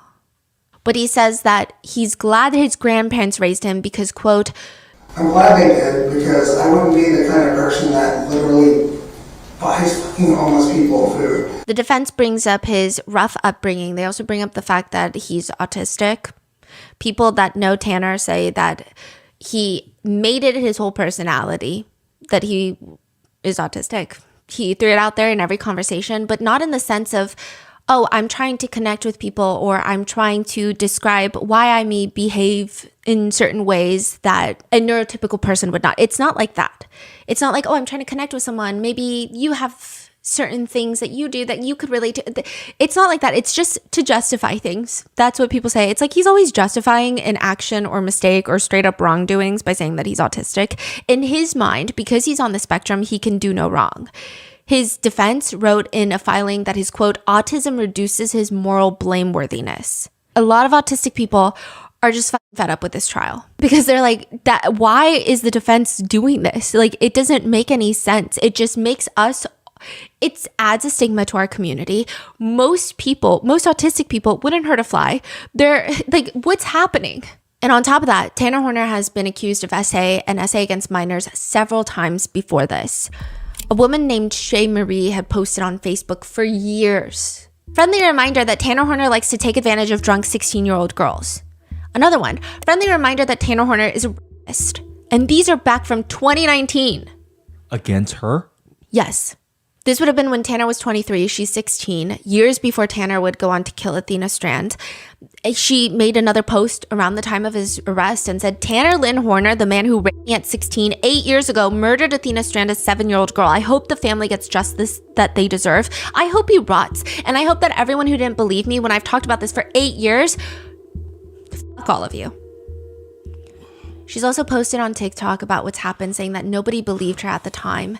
She's also posted screenshots of what people widely believe to be a conversation between Shay and Cassie, the fiance, but it's not been verified. But it appears that the fiance is messaging Shay, saying things like, hey Shay, I heard you were with Tanner, but he was lying to me and all kinds of shit, so I was just gonna ask what happened.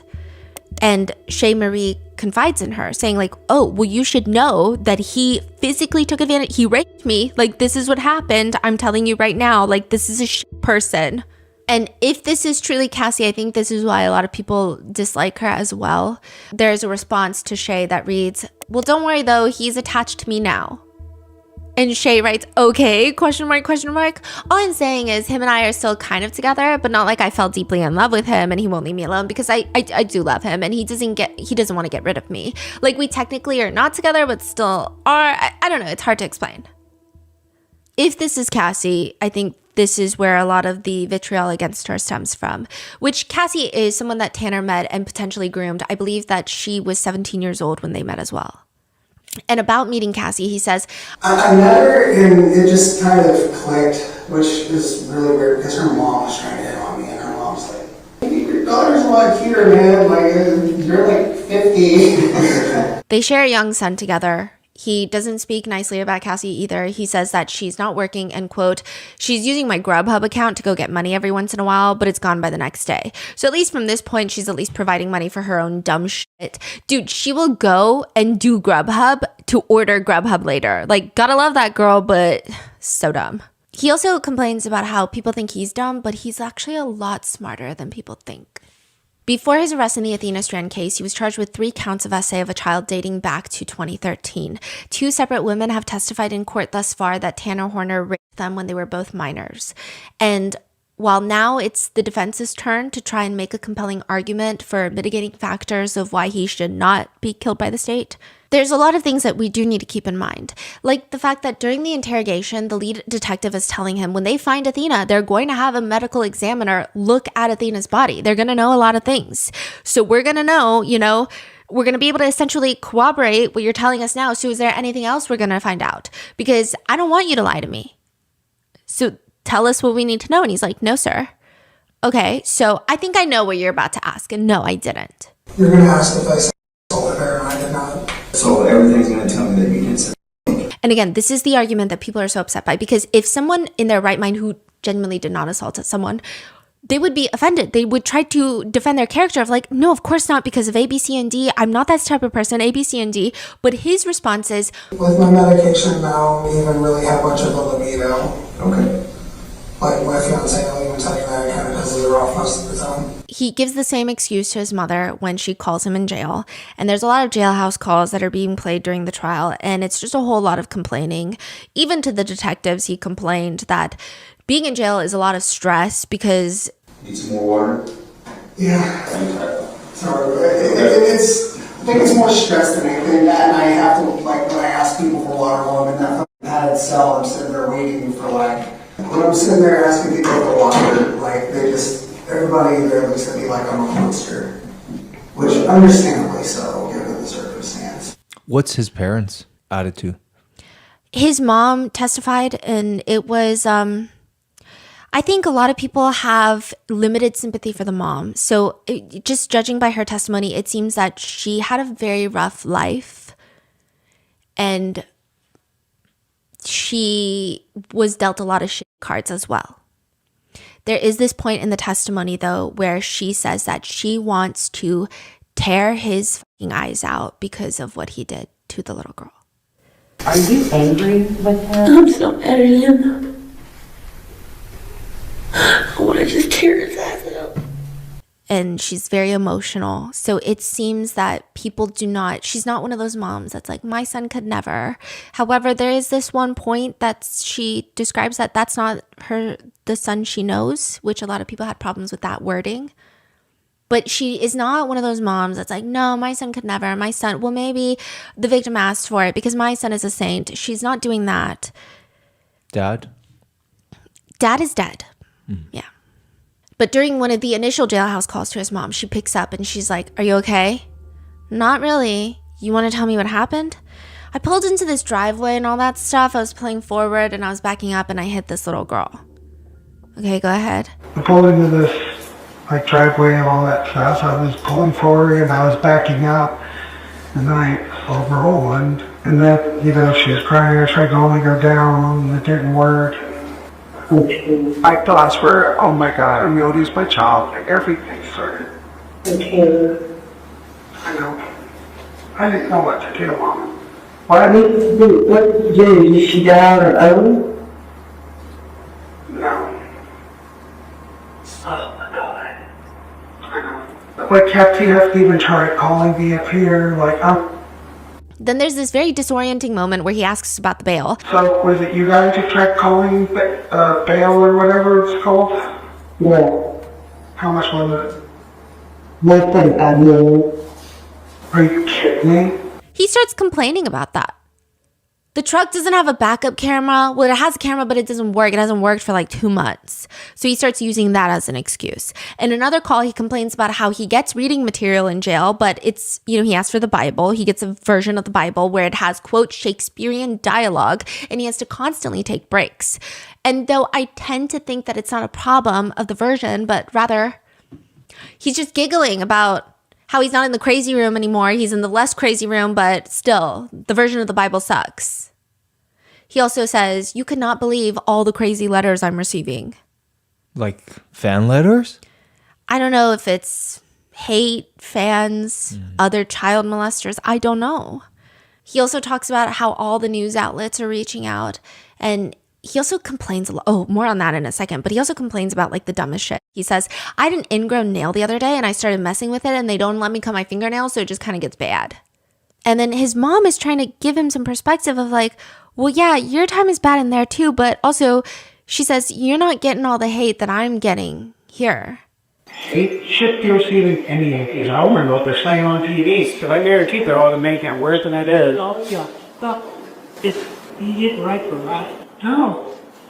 Because on my medication, I need to get up for caffeine. Oh, that's a little bit too much information, but still. Oh my. He says the news reporters, journalists, investigators, major publications are all monsters. They want their story. That's all they want. That's what I tapped into till right now. They're hey, you get it on me now and give you $1 billion extra. Yeah, I'll give you your story. And he says he's going to demand $1 million from news networks. And with that $1 million, he's going to get his baby a nice house, fix up his mom's house, and then give the leftovers to the family. Athena Strand's family. He says, give the leftovers. His mom tries to comfort him in jail. And again, I think this is why people have limited sympathy for her, but she's saying things like, the people that know you're not that kind of person. I'm sorry for you. And he says, I don't want people to be sorry for me. This was next to Dexter. Just looked at me with this hate filled rage in his eyes. Apparently, they might keep me from the general population. I'm so bit of an introvert, so it's not a big deal. And she's just like, okay, well, I just want you to know that many people are concerned about you. These are people you need to set my attorney's way. He needs many character witnesses. So these are court-appointed attorneys, so it's hard to, yeah. He's proud about that, huh? Yeah. He's actually working his ass off right now, as far as I'm concerned. And I just imagine the attorneys hating their lives sitting next to him. I can sense it on the cameras. But hey, do not take toilets for granted. Sometimes I can't even have a toilet. He also says things like, I'm pretty sure everybody knows, according to my attorney yesterday, this is literally national news. It's not Texas news, it's national. I always wanted to be famous, but not like this shit. He says, I feel bad for the family. I miss my son. I miss my son before I even got arrested. He complains about one of the guards saying, she just literally hates me. It's not professional. She's an older lady. Ironically, her last name is Collard. Ironic because I tried collard greens for the first time when I was in here, by the way. Oh my God, it's so good. I'm like, oh man, I'm actually going to be able to poop. What's going on? He's what's going on? He doesn't care about anyone else but him. He thinks that if he says something was a mistake, everyone should forgive him and baby him for finding himself in this situation. Yeah. He complains about how he had to eat applesauce paired with something that wasn't good, but at least he gets reading material. Again, quote, I'm just glad I'm getting some reading material from the library because holy crap, I need to put my head in a good fantasy book. He does want someone, however, to send him a meditation book because, quote, it helps when I'm having an anxiety attack because being stuck in a box, you're going to end up getting a little bit of anxiety. When I start getting that anxiety, I'll sit down, meditate, try to block out everything, relax. It helps. He also wants manga, Dragon Ball Z manga. And when this part is played out in court where he talks to his family about wanting them to send manga, he laughs into his hand, like he chuckles as if like, oh my God, look at me being so quirky. There were envelopes found in Tanner Horner's jail cell, and all of them were titled. So one of them is for Athena's family. One of them is detectives only. One of them is Legacy Church, and one of them is for Cassie. He had these all sprayed out. And this is where I say the timeline gets very confusing. So at first when he is talking about what happened, he's like, I don't know what happened. I'm just as sad as everybody else. I'm a father. And then he's like, oh yeah, I did deliver a package. Well, no, he says, I don't remember delivering a package. Then it goes to, I did deliver a package. I saw a man with a green van. And then it goes to, I backed up into her and she was dead. Then it goes to, I backed up into her, she was alive. And then Zero took over. And then now back in jail, he's like, actually, I'm getting framed. That's where the letter comes from. And I'm going to read you all the letters, okay? But to the one to Athena's family, it reads, to Athena's family, I wanted to start off by saying how sorry I am about Athena. The entire time I've known my legal counsel, they've continued to tell me how I don't need to apologize. I shouldn't apologize until the trial. I don't think this is true, and frankly, I can't hold it in any longer. I've done a terrible thing to your family, and I'm sorry. I can't tell you how many countless nights I've stayed awake, unable to sleep. I pray for all of you. So many were affected by my breakdown, not just your family, but my own as well. You'll never get to see your baby girl grow up, and I'm sorry. Now, my son is going to grow up without his father and protector. I owe it to you to explain where my mind is at. Let me start by saying that I have Asperger's syndrome. In other words, I'm on the autism spectrum. I don't do well with change or things that are unpredictable in nature. When I first started as a driver at FedEx, I was given a singular route, and that route wouldn't change for a while. After a bit, my employer started making random changes in my route, avoid adding stuff from other routes so they could make more money. I don't do well with change. Again, I can have meltdowns when unexpected changes to my daily route happened. It was bad one day. I started to have suicidal episodes. I had to leave early that day, or I was going to walk myself onto oncoming traffic. The only thing that stopped me was thinking of my son growing up without his father. So I took off for a week and sought out help. I got put on medication, and a week later I was back at work. I've let my employers know how I needed to keep a consistent routine and I wouldn't have any issues. However, I was ignored. When I returned, they did the opposite of what was good for someone like me. They put me on as a floater. They put me on a different route every day, every time. I reminded them that I needed to be on a routine, and it was like it would go in one ear and out the other. My mental health started to steadily get worse because of it. I couldn't just quit either. I had a son and I had to take care of him. Then on top of that, certain aspects of my home life started to fall apart as well. I guess they got sick of me constantly telling them that I needed consistency because they sold me off to another company without having any say in the matter. In hindsight, I'm starting to think that they were attempting to get me to quit, which in retrospect was kind of scummy. After a while, with the new contract I started with Big Top Spin, my life started to kind of fall back into place. I got a car again, but I was consistently stressed and had multiple minor meltdowns because even the new company had no regard for my mental health because they still refused to put me on a consistent route. The holidays came and my stress only multiplied. They forced everyone to work 6 days. 6 days as volume got higher and higher, and it was all the wrong place and the wrong time. I'm sorry I allowed my mental state to be unstable. I'm sorry I took away your little angel from you. She didn't deserve it. You all didn't deserve it. My son didn't deserve to lose his father. My mother didn't deserve to lose her son. My fiance didn't deserve to have her wedding day stripped from her.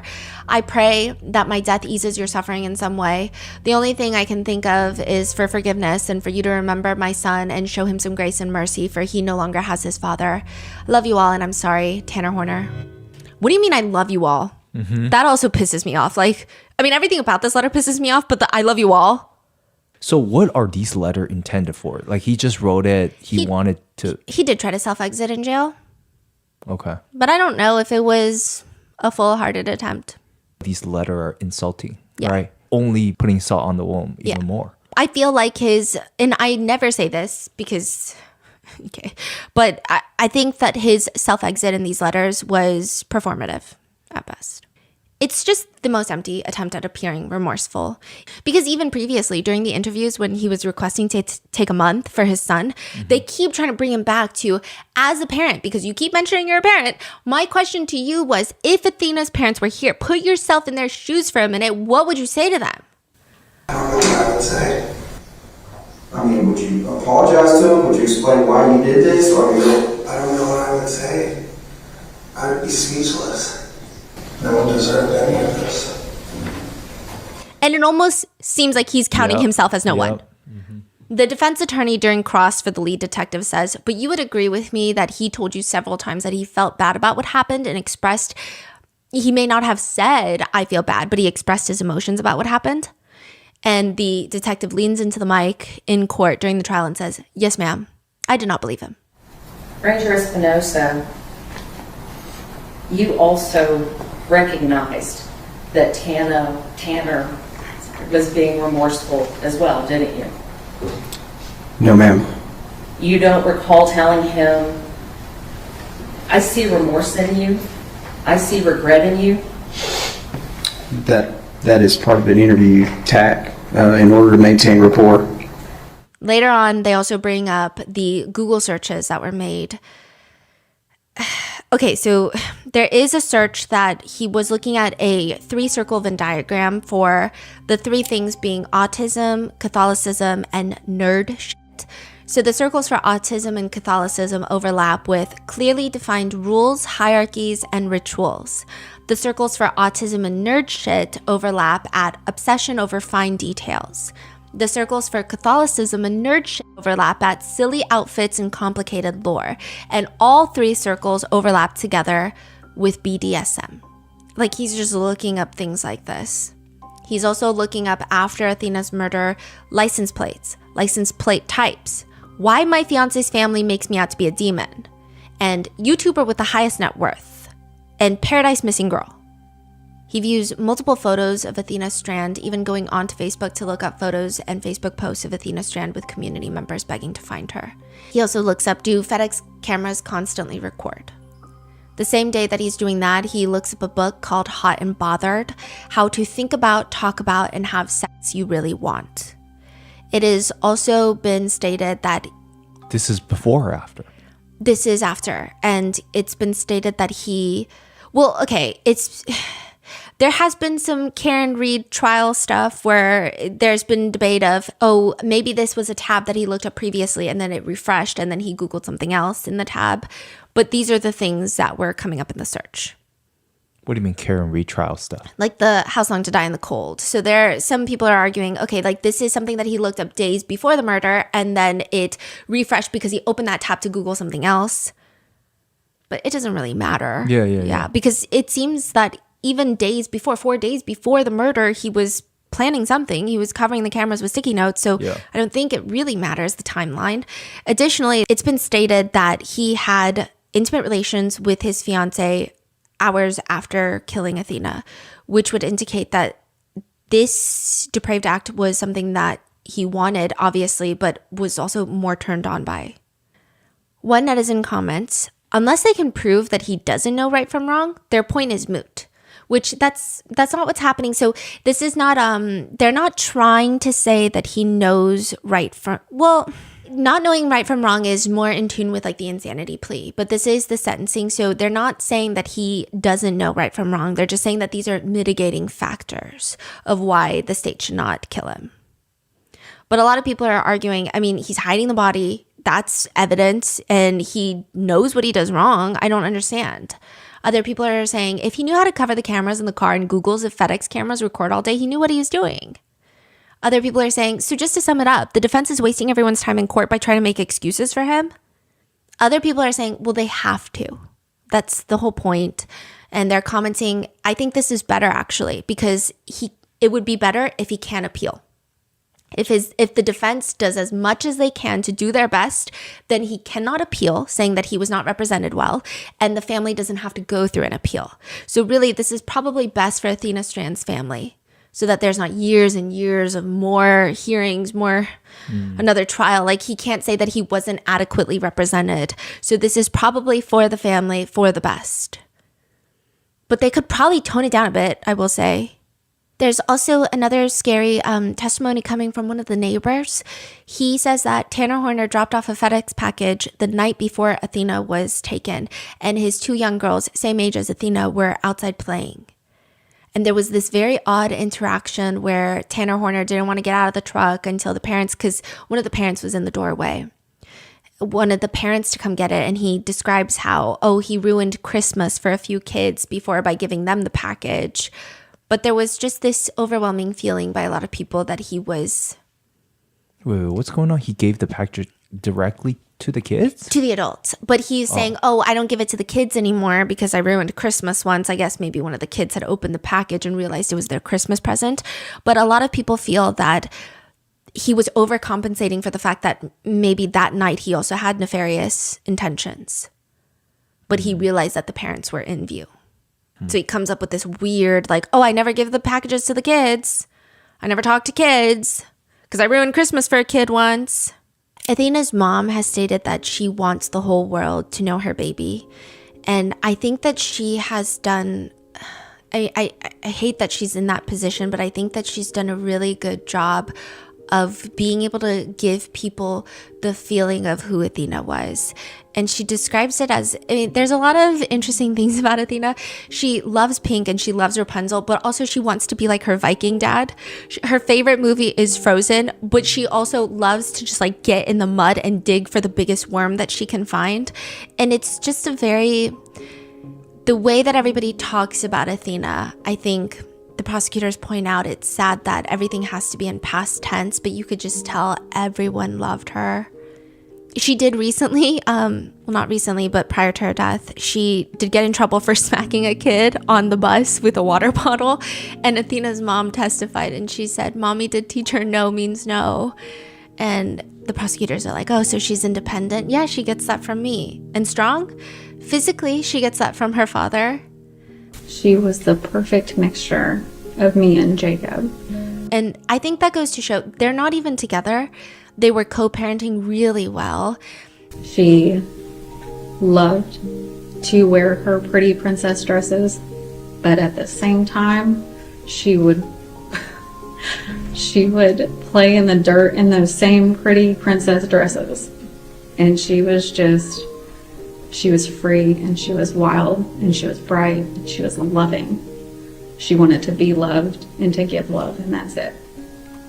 It was very common for her to want to do anything outdoors with her father, so long as her father was around. She watched him butcher animals. She watched him clear property. As long as Daddy was around, she was great with being dirty and being outside. She has a little sister, and Athena's mom says, I didn't know how to tell her little sister. I didn't know how to tell her, and I didn't think I was strong enough to tell her. So I lied to her for a long time. I would tell her that she was just staying with her daddy for a little bit longer. And when she asked to FaceTime her or to call her, I would tell her that she was at school, or she was sleeping, or she was, I would lie to her. Until about a year ago, she didn't know the whole truth. And, but I didn't tell her that Athena was dead and that she had been killed until what should have been Athena's 8th birthday. Athena's mom did Athena's makeup before her funeral. So she didn't want Jacob to see the handprints around her neck. So Athena's mom made sure to do Athena's makeup, and she didn't like the dresses they had, so she was just like mindlessly roaming around Walmart looking for the perfect dress. But like, how can you find the perfect dress? The prosecutors ask her, why did you make it a point to be at every hearing that we've had in this case? And she says, because I had to cover up the handprint bruises around my daughter's neck, and because she no longer has a voice. And I want people to know that she's not just some story, she's not just some number, she's not just some picture you see in a headline. She was loved, she is loved, and she's missed, and she was real, and she had a life, and she wanted to live. And no one can take that from her. Not a single person can take that from her, and I will be her face, and I will be her voice, and I will make sure every person in the world knows. She's asked, what is it that sticks out to you? What do you want to know? I know it sounds stupid, and I know it sounds selfish. I know he'll never tell me the truth, but I want to know where my daughter's shirt is. I want to know everything, but he won't tell me that, and I highly doubt that he cared enough to pay attention to when my daughter took her last breath.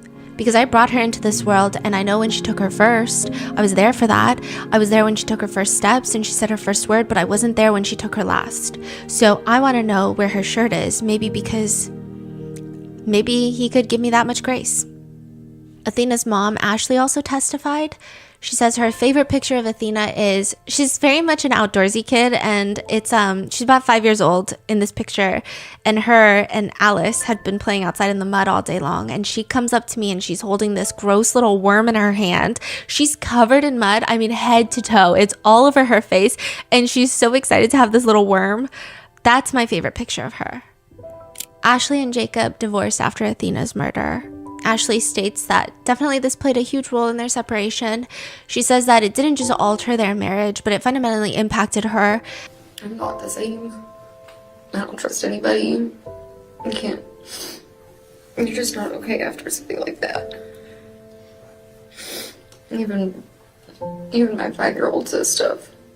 And her other daughter, Ashley's daughter, she says, I mean, she lost her sister in the most horrific way. Even if a delivery driver just drives down the driveway and she's outside, she runs inside and hides. It's affected her school, it's affected her friends, it's affected her in general. She has nightmares.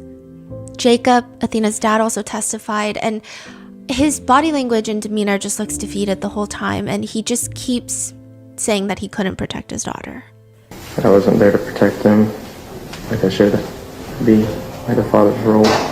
And even all the little kids in Athena's classroom, Miss Thompson, she testified during the trial, her teacher, and she said that it was really hard. A lot of the kids, this is her quote, some knew that something wasn't right, but I mean, everyone knew that she wasn't there, and I was having to count her absent when she was missing. And a lot of the kids, you could just tell that they were anxious, like they were worried, they knew something was wrong. And once they found Athena's body, she said that it was nearly impossible to go back to work that next Monday, but she had to because, quote, because I knew that the rest of my class needed their teacher and they needed someone to love them and support them and help them walk through this. We have a crisis team, which is includes local counselors within our district, people from local churches. They come in to talk and support kids. We read off a script of letting them know that their classmate is no longer there. We do activities to try to help them begin the grieving process. There's just a lot going on, like just trying to help kids cope and learn. Like this is a big thing for them at 6 and 7 years old to have to walk through. And so there's just a lot of counseling, guidance, and support that is happening. She and her husband created a mailbox to put outside the classroom so the students could write letters to Athena and place them in the mailbox to help them process. There were over 100 letters placed in the mailbox. And she's asked about how this has altered her life as well. And she says, when I look at my life and career, it looks very different. Every day I hug my kids as they walk out the door and I tell them I love them. But now every day when I do that, and for the rest of my teaching career, I have to think about, what if they don't come back tomorrow? I have been through hours of therapy, trying to heal from this. I have lost 2 other students back to back with this tragedy, but this has hit me the hardest. It has forever changed my life, forever changed how I teach my kids. One of the biggest moments of struggle for me was one day I had a little girl. She came out into the hall. This was about 3 months after everything. and she was crying. And she sat down and she said, "Miss Thompson, I really miss Athena, but I'm afraid that this is going to happen to me too." She says, even now, there are several kids who are now in the 4th grade and they're still having outside counselors. Several students are afraid to sleep in their own bed and will not play in the yards, in their own front yard. Athena's case took over Texas. People had pink out days. Water towers, city official buildings, homes were all decorated with pink lights. And it actually kickstarted a lot of delivery drivers putting pink bows on their trucks to show support. And there was a whole trend online of, "Your babies are safe with us on our route." And Mattel, the company, the creator of Barbie, they did a huge donation with Athena Strand's family because that was what Athena had gotten for Christmas, and that was what was left on their porch that day. Mr. Horner, if you'd stand, please. It's the order of the court that you, Tanner Lynn Horner, has been adjudged to be guilty of the offense of capital murder as found by the jury. Jury having answered the special issues making it mandatory that your punishment be death, it is therefore the order of this court that your punishment be death. Before the hour of sunrise on a date to be determined by this court, you will be caused to die in accordance with the rules and regulations established by the Texas Department of Criminal Justice until you, said Tanner Horner, are dead. The clerk of this court shall issue a death warrant in accordance with this sentence. I will sign this death sentence as required by law.